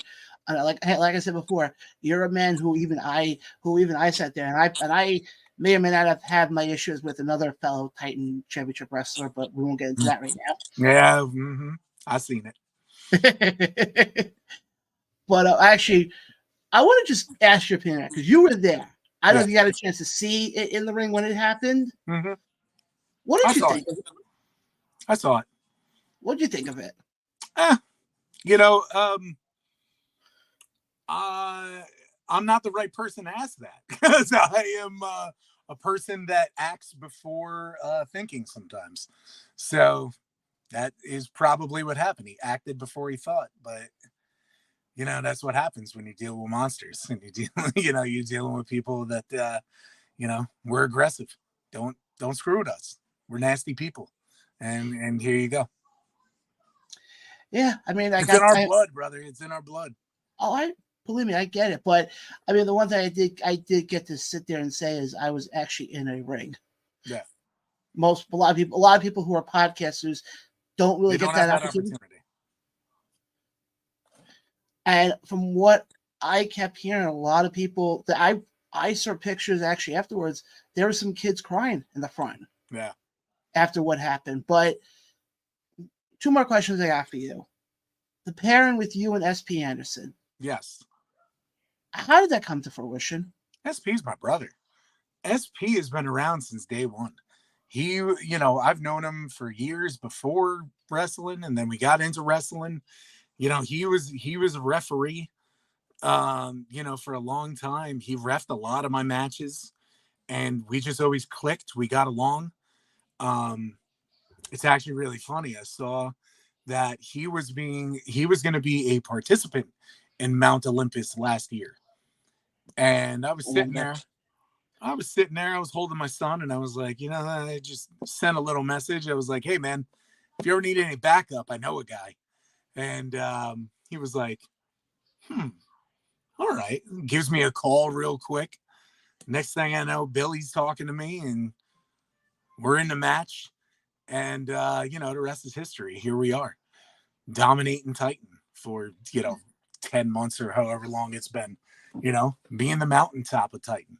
And it's just crazy to think that a dude that was just one of my buddies, one of my homies is now just has my back all the time. And we're doing this thing, and we're about to take home some damn gold. Well deserved. And it's about damn time. But here we go. This is it. You stay the course. I'll say this much. He also knows a very good tailor from what I saw. Oh, my God. The drip never stops, my friend. Someone called the plumber. My God, he was looking good in that Zubaz suit. Just like me in my Zubaz singlet. He was looking good. You can't go wrong with that. No, got some nice tailors. But we do got one more question coming in from the world of Facebook. David wants to know if he can see any of your matches on YouTube. Yes, matches on YouTube. There's a ton of different matches on YouTube from years and years ago to now. You could see, I know I got a couple Rikishi matches up. I know there's a match with me and Hack, Sandman and his son. That's up there. Definitely the Kevin Nash match from Brick is up there. A bunch of the Balls Mahoney matches are up there. You can see those. But there's also like some Doorway to Hell matches that I had and all other kinds of stuff like that. Me and Tremont, I think there's a match with me and Matt Tremont. There's all kinds of stuff like that on YouTube. But just Google, or you go on YouTube, Big Jeff Noyze. A lot of stuff will come up. I definitely will check out, and people, guys, definitely check it out. One more, I got actually, because you brought up, the different companies you work for. Ask me whatever you need, brother. I got you. Obviously, you've had a very long career. Yes. Are there any promotions in New Jersey that you have not stepped foot in that you still want to work with before you officially hang it up? In New Jersey, not really. I've worked with pretty much everybody that I wanted to, and a lot of people that I don't want to anymore. But I'm very happy with what I'm doing with Titan. There are, like, for me, the only thing here is just the next step, So I've wrestled pretty much everything that I need to in New Jersey with every company over here. I really want to get involved in Battleground. I talked to some of the guys over there. Hopefully, we can get that opportunity to happen. Because I used to, I have my company also, Noyze Toys. I used to say I would do the conventions at the ECW arena and stuff like that. So I'm close with the higher ups there, which is cool. But I don't want an opportunity just because I'm friends. I want an opportunity because they like what I do. They've seen what I do. And, you know, I'm going to give them some of my more recent matches and hopefully get hooked up with Battleground. You know, but for me, I'm excited for a lot of big things that we have at Titan. And, you know, maybe put my name out there for like, you know, some of the other guys. GCW would be awesome to work there. I know Matt Cardona pretty well. He's a client of mine. He buys a lot of my stuff. I know Brian Myers very well too. So I'd really like to work with Creative Pro up in New York. They run an amazing school too. Besides Monster Factory with New Jersey, I would also recommend Creative Pro because I mean Brian is top notch. The guy's phenomenal. I've worked him years and years ago. Great guy. You know, so he does amazing stuff. So I would love to get hooked up with maybe like a GCW, but I'm not doing death matches. That's not my vibe. You know, that's not my vibe. You know, all the power to you guys. I'm close friends with a lot of you guys, those death match dudes, but it's just ain't for me. You know, but you know, I could do the other kind of wrestling, no problem. I got you. But you know, something to that effect. Or you know, who knows, maybe some NWA action or whatever. I'd love to. I love Billy Corgan. So I'm a big you know, Pumpkins fan and all that kind of stuff too. So that would be pretty sweet. But you know, I got big goals. I totally, and actually you're saying before about with Battleground, I do talk to the promoter, and like I said, I could put a word in for you. I'd appreciate that, brother. Thank you. I definitely appreciate that. Definitely can. Last couple more I got here. In your all volume matches, this one's gonna be a tough one. I'm just forewarning you. This one's gonna be a tough one. Favorite match? God, that is hard. I'll break it up into a couple categories. My favorite recent match, I really Wrecking Ball Legursky that we just had a couple months ago, back in June for Destruction Domination, Dad's Day. Yeah. That was a tremendous match. Wrecking Ball is by far one of the best talents in wrestling going. He's a monster. But I came out on top. So take that for what you want. But it was a fantastic match. He's a great dude to work with. Love to get in the ring with him again sometime. But working like name-wise, I mean, it was just me and Balls obviously put on banger after banger. The one that we did in Island Heights. No. The one we did in Neptune. We did a triple shot weekend one time where the first match was in Neptune, then we was in Island Heights, and then we were in Delaware. It was a Friday, Saturday, Sunday. The Friday match in Neptune was by far one of my favorite matches. We tore the freaking place down. We were all over the place. He gigs me with a fucking key that he pulls out of his pocket. You know, everything like that. And then, you know, I ended up taking him out with a spear. The next night, he freaking hard-nosed me with a tray of nachos. Oh. So you can see freaking there's like some blood and cheese all over my head. And I was like, that was cute.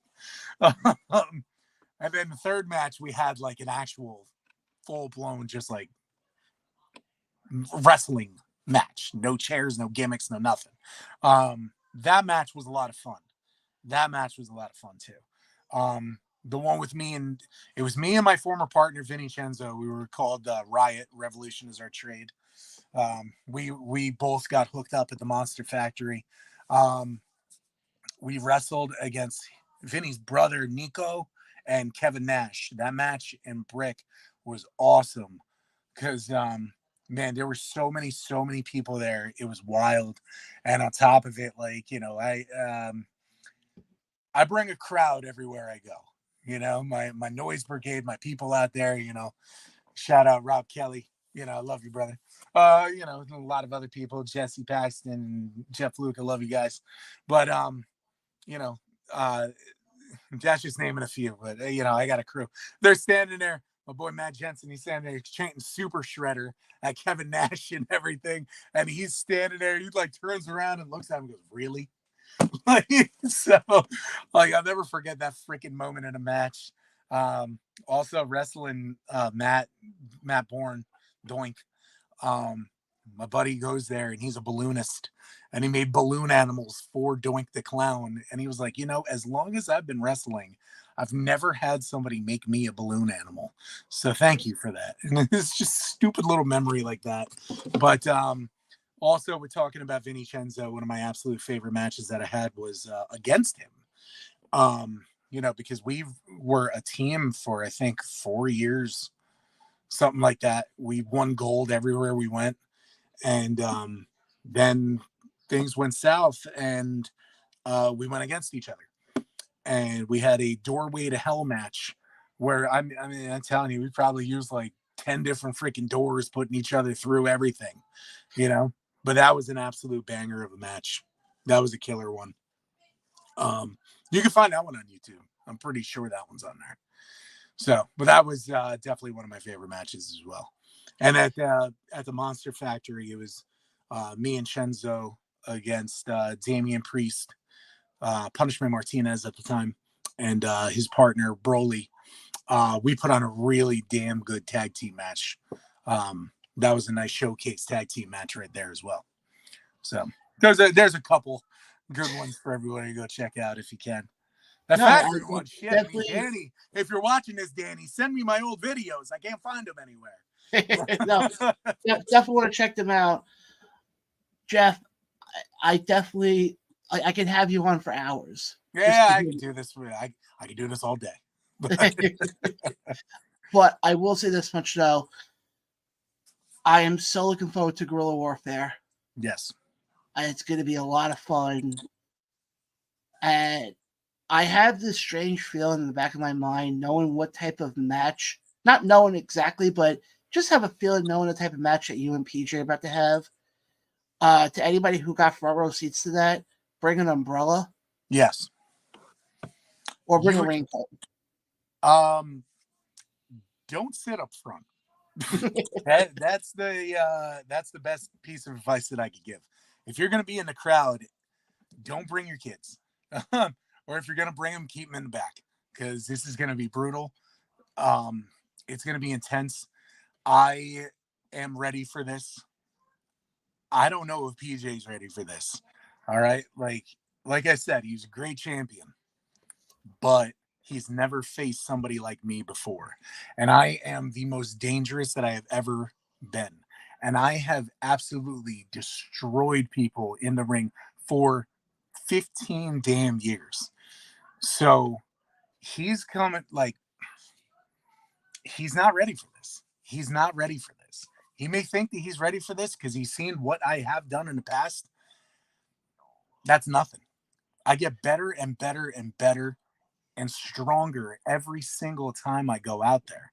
I am an unstoppable force right now. I am the mountain of Titan. He is not ready for what I am about to do to him. And you know what? Neither are the fans.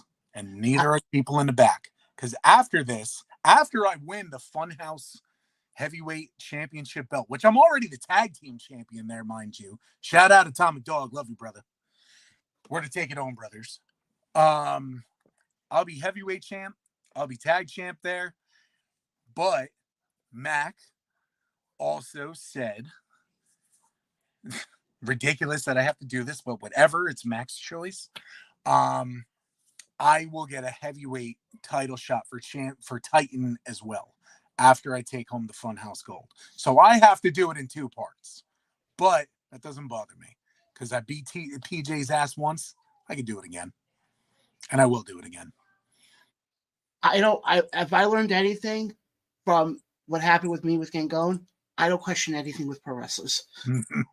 It's not a good idea, my friend. No. Not a good idea. do want to also let you know, by the way, the guy David who's been commented is now a fan of yours from England. Ah, there we go. That's what's up, brother. Well, you know what? You're a fan of me. Make sure you follow me on Facebook and Instagram, Big Jeff Noyze. There we go. You can definitely follow me there.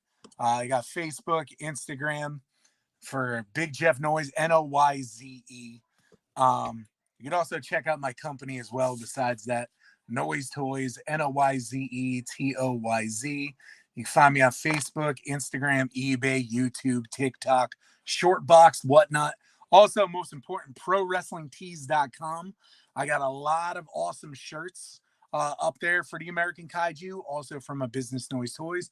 But I got a new shirt that's dropping in, I think, 2 days. One of the coolest designs that I think we've come up with.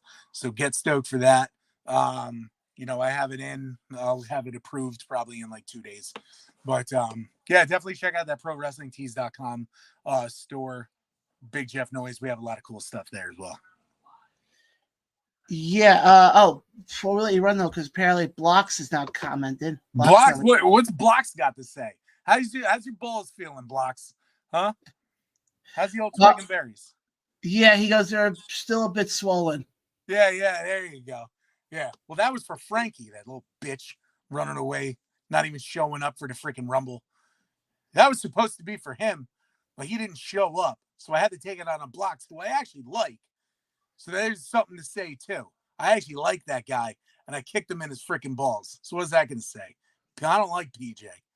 So bad things are going to happen, bro. That's all I can say. So is it safe to say you kicked Blocks in his low blocks? Yeah. Yep. Kicked him right in the low blocks.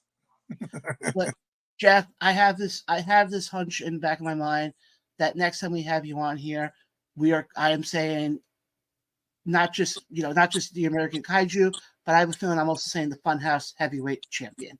Well, you know, I'm not a betting man, but I am a man that knows what I'm capable of.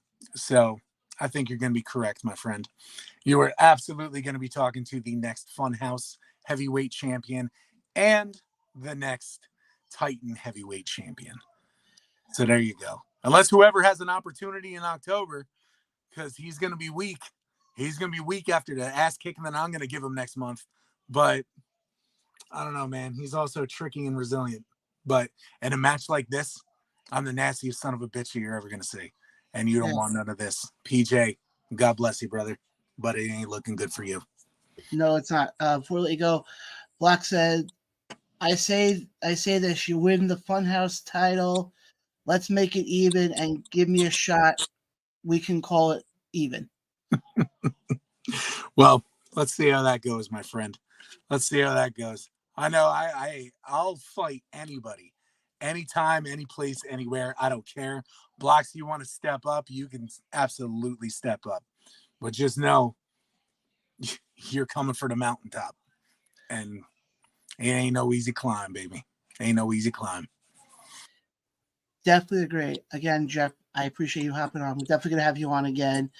And I definitely want to be in contact with you about the toy thing because I may have an idea about something with the toy and the podcast. Awesome. Awesome, brother. Yeah, that sounds good too. Let me know anytime. Hit me up. You got my info. So let's go from there. Absolutely. But, thank you very much for having me on. Appreciate you. Just get your raincoat and maybe some Kevlar. But just get ready for one hell of a match, dude. Guerrilla Warfare, September 14th, Bayville, New Jersey. It's going down. It's going to be brutal. PJ, hold on to that belt. Grasp it. Love it while you can. It's coming home with me. Guys, you heard it from the man himself. Again, Jeff is a man you don't want to piss off because he might twist you like a pretzel. Mm-hmm. Very easily. Very, very easily. Or just as Blocks, he may just kick you in the balls. Who knows? You never know. You never know. But again, don't Jeff, mess with me. But Jeff, again, thank you so much for hopping on. I appreciate it. We're going to take a quick commercial break, and then we'll be right back with some more pro wrestling talk. You're watching the On Those podcast. We'll be right back right after this.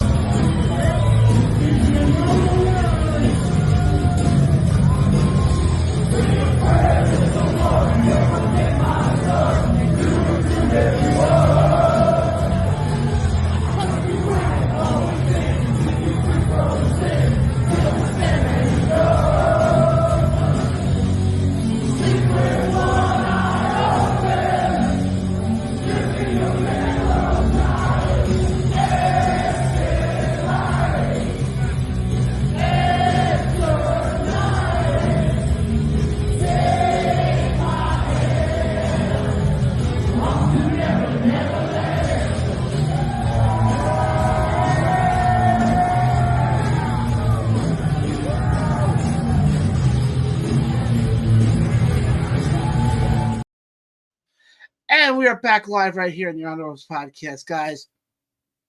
If you missed any of tonight's show, definitely go back to our YouTube page. Hit the subscribe button. It costs you nothing. It does wonders for us. Follow us on Facebook.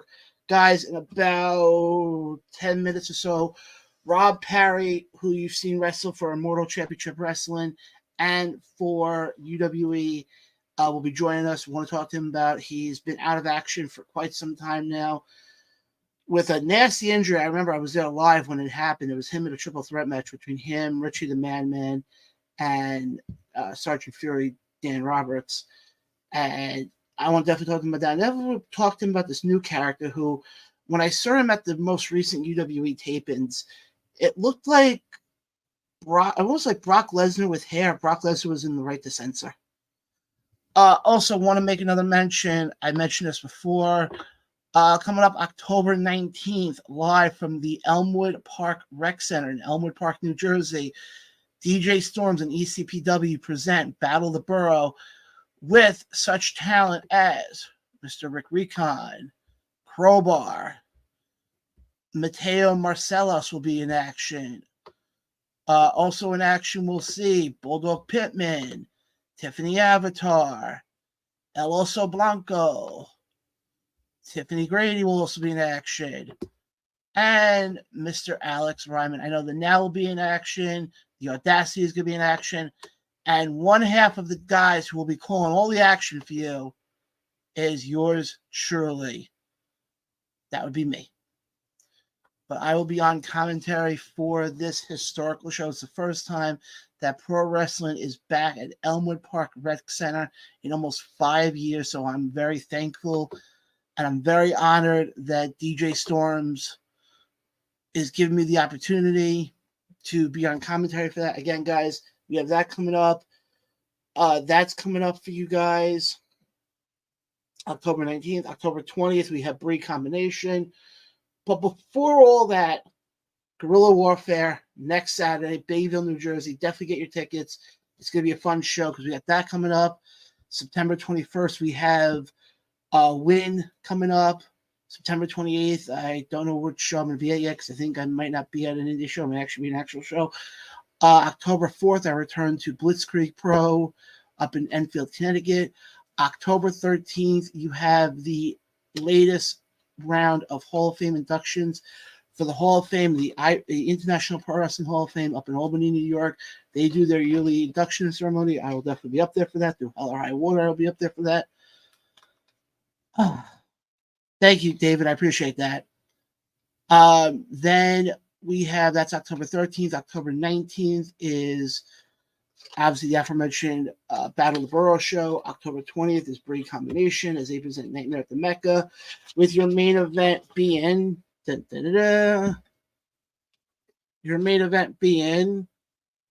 Darius Carter taking on Anthony Gangone for the BCW Heavyweight Championship. The way we got there was Gangone, by some miracle way, actually won the Grand Rumble that they did back in August. And so we got that coming up. Then October 26th, I returned to Philly for the Battleground Nightmare on South Spooner Street show with a lot of great matches, including Thomas Billington taking on Lance Anawahi for the BCW heavyweight title, a triple threat women's match featuring Vicious Vicky, Danny Moe, and Gabby Ortiz. We're also going to see Shelton Benjamin taking on Casey Navarro. We're also going to see, not Alvin Alvarez because he's injured right now, but Alec Olden taking on Elijah, formerly known as Elias. We also, there's a slew of other matches that are going to be announced. Probably have, what am I kidding? Christian Rust versus Masada will be happening that night as well. And that's all happening live from the 2300 Arena in, you know where the 2300 is if you're a wrestling fan. That's what I was going to try to say. I think for that show, I think we're on Patreon for that one, but don't quote me on that one. I think it's Patreon for that one. And then obviously November 21st, middle of November, GCW makes their debut at the American Dream Mall. So we got that coming up. And actually, Jeff, thank you so much for that. I do appreciate that a lot. He goes, obviously it was today, but I wanted to share it. I appreciate you, brother. Check out the pages. Yep. Guys, go support him. Because I still think he is going to be the next champion. And then I just want to go to some of the other comments here. David said, great guess. Blocks turned around and said, I like Jeff Noyze. He's my 420 brother. Best of luck in your match. And lucky Mrs. Blocks took care of the... Oh, hey, yo. So she played with your blocks, I hear. But yeah, guys, like I said, coming up next week, actually, Blocks, I'm glad you're watching right now. Coming up next week, I think at 8:30, your tag team partner, the other half of the Deadly Sins, who I feel like for the longest time has been avoiding me, Frankie Picard, joins me next week, as it was just announced tonight that him and Blocks will be taking on the Audacity for the Titan Championship Wrestling Tag Team Champions next Saturday, Guerrilla Warfare. Guys, it's going to get bloody. There's no other way to put it. It's going to get bloody.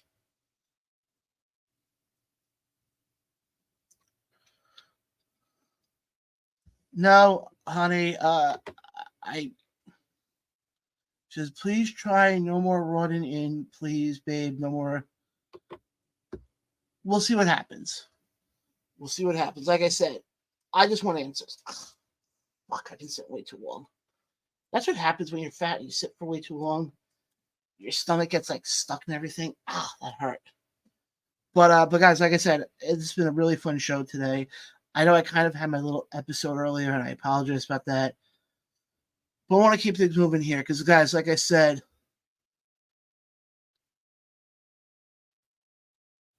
you see, this is what I like. Is now Jeff got a new fan of his because of this podcast. So, and yeah, speaking about the podcast for a hot second, November. I know November's only 2 months away. November's going to be 3 fucking years for this show. 3 fucking years. It's fucking mind-blowing right now. So definitely be on the lookout because we're going to have something big planned. I don't know what per se, but something big will be in the works. Because you got to go big for 3 years. But like I said, Rob will be joining the show in about a minute or so. So definitely I'm looking forward to having him on. Because like I said, Rob is definitely interesting to say the least. He is definitely interesting.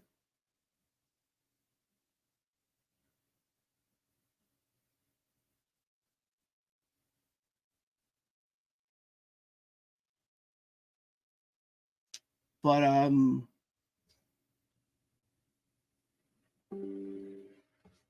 hold on. Before this computer dies on me again.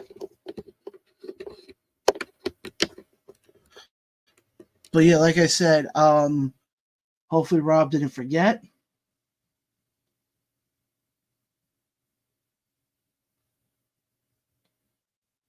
Hopefully Rob did not forget. But yeah, like I said, guys, a lot of big stuff coming up. I know coming up in October, I kind of went through it before, because we'll have a lot of them on in the weeks to come. We'll have probably Phil be coming back on more than likely. Have a few people coming up from Dynasty ahead of whatever the next show is going to be for them, which I think is going to be sometime in October. I'm not sure yet. You're definitely going to want to stay tuned for that. I know Immortal Championship Wrestling has a show coming up next Saturday and all that stuff. And yeah. But guys, like I said, I know I had a little bit of the episode earlier, and I apologize about that. But I want to get back into the wrestling talk because, guys, like I said, we still have a lot more to get to.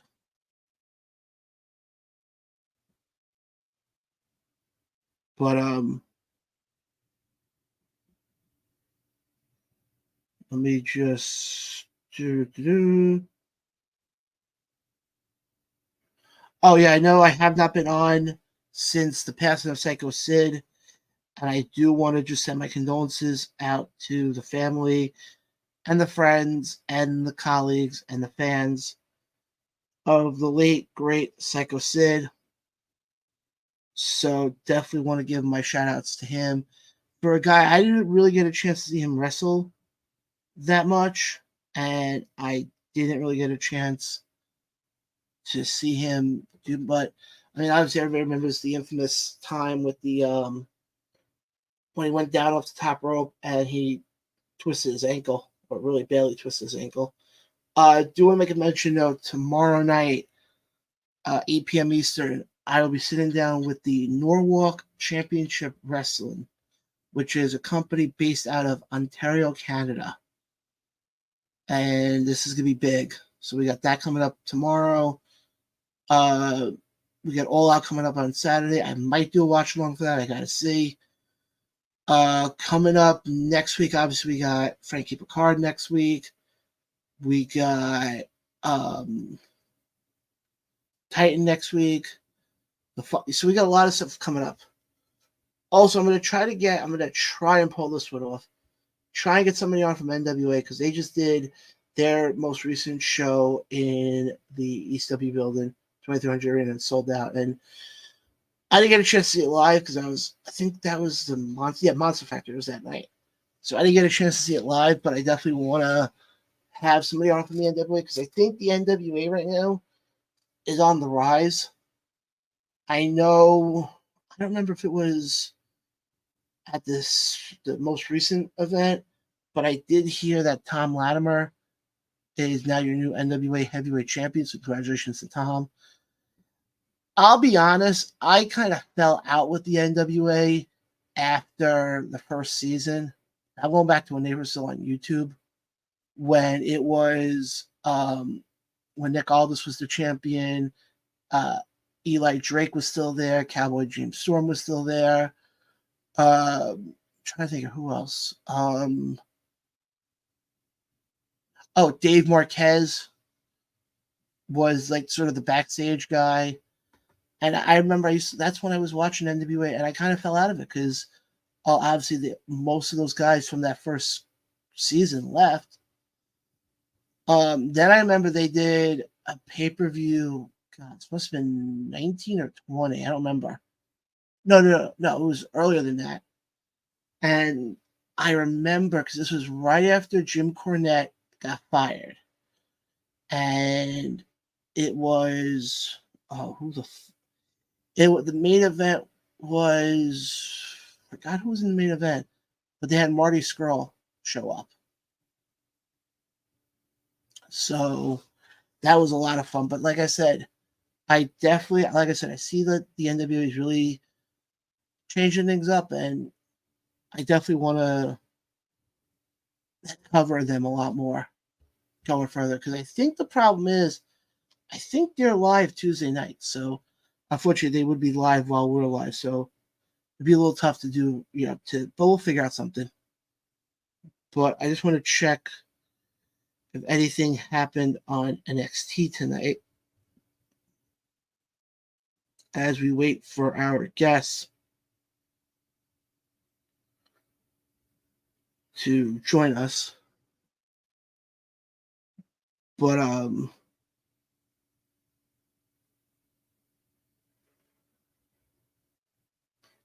okay.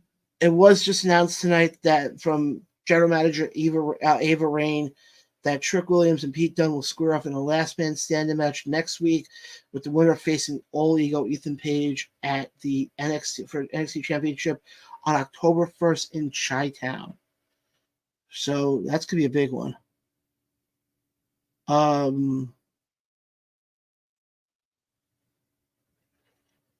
So we got that.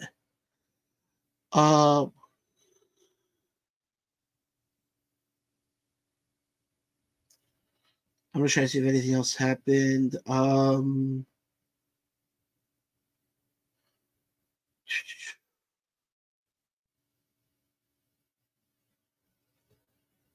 on, give me 1 second, because now I'm about to go check something here.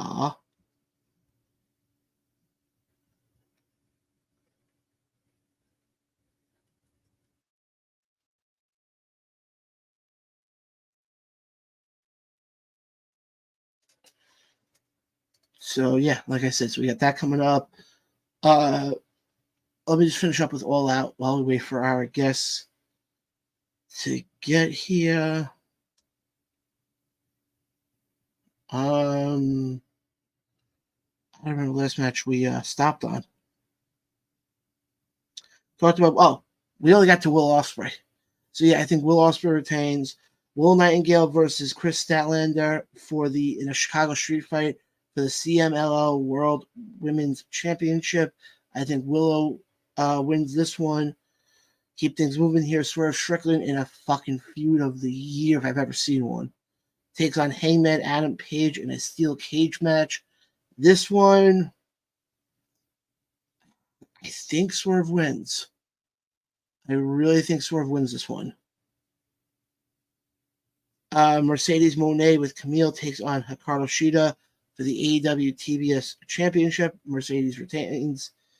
And then presumably what I think will be your main event, Jack Perry takes on Bryan Danielson for his AEW World Heavyweight title. If Bryan Danielson loses, he will be retiring. I don't think they pull the trigger here. Because you got to remember, you still have Wrestle Dream coming up in October 12th, I think. Wrestle Dream is in Tacoma, Washington. Tacoma, Washington is the home of Bryan Danielson. That's where you pull the trigger. The question is, who? Who gets to be the one to retire Danielson? I don't know. Because then that leads to another thing that I want to talk about briefly with AEW. And that is this whole thing with Moxley. If you guys remember last week on Dynamite, Moxley made his return for the first time since Forbidden Door back in June. And he's in the ring with Tony Schiavone. And he turns around and he says a very interesting line. And he goes, "This is not your company anymore." Now, we all know he wasn't talking to Schiavone about that. Because everybody knows Schiavone was in the company. But we all know who is in Schiavone's ear quite often. And that is Tony Khan. Now, I'm going to just tell you right now, I think the pairing of Marina Shafir and Moxley, I think could be phenomenal if done right. It really could be done right. But now I'm curious to see, though, is this the start of an invasion angle? Is it, I don't know. This is the one thing I like with pro wrestling, is we don't know how this is going to play out.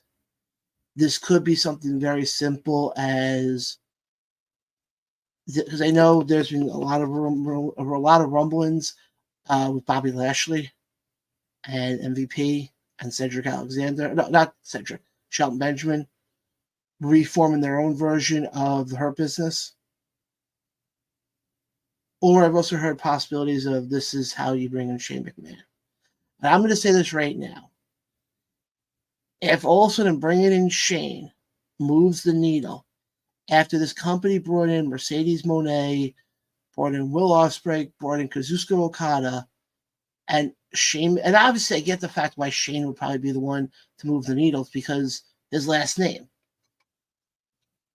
Because you see a McMahon on TV, you're going to be interested. Let's just call a spade on this one. You're going to be interested.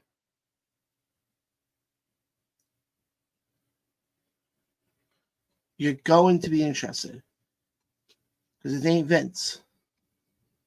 And then also, if it is Shane, how do they play that off? That's the question. That's going to be the big one. Because that's going to be the big one right there. For that reason. How do you play that off? That's what I'm curious to see. How do you play that off? Because are you going to have it where it's going to end up being eventually a team like ex-WWE guys versus Team AEW? Or is this going to be something where, or here, I mean, here's a possibility. Hold on one second.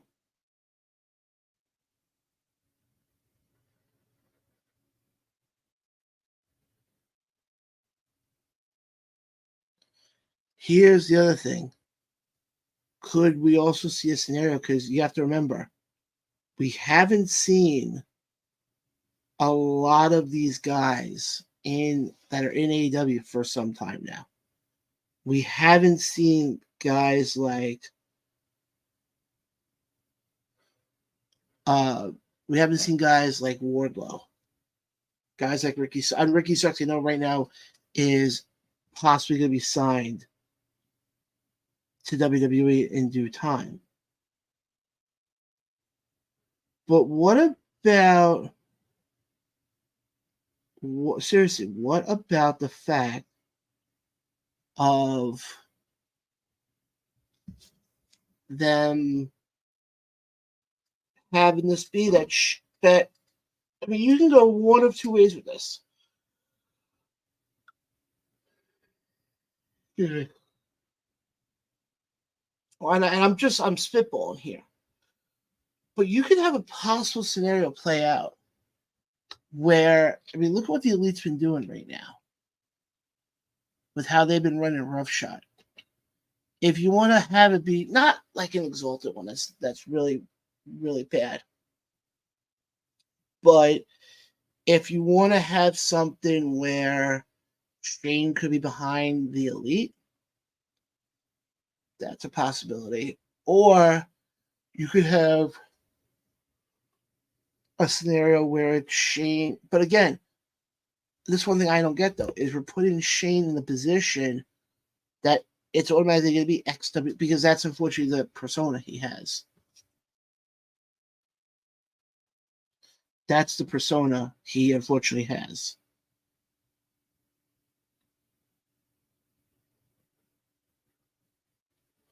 And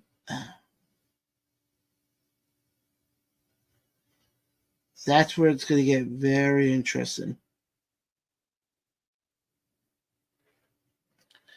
That's where it's going to be very telling with how they do about that. But you know what?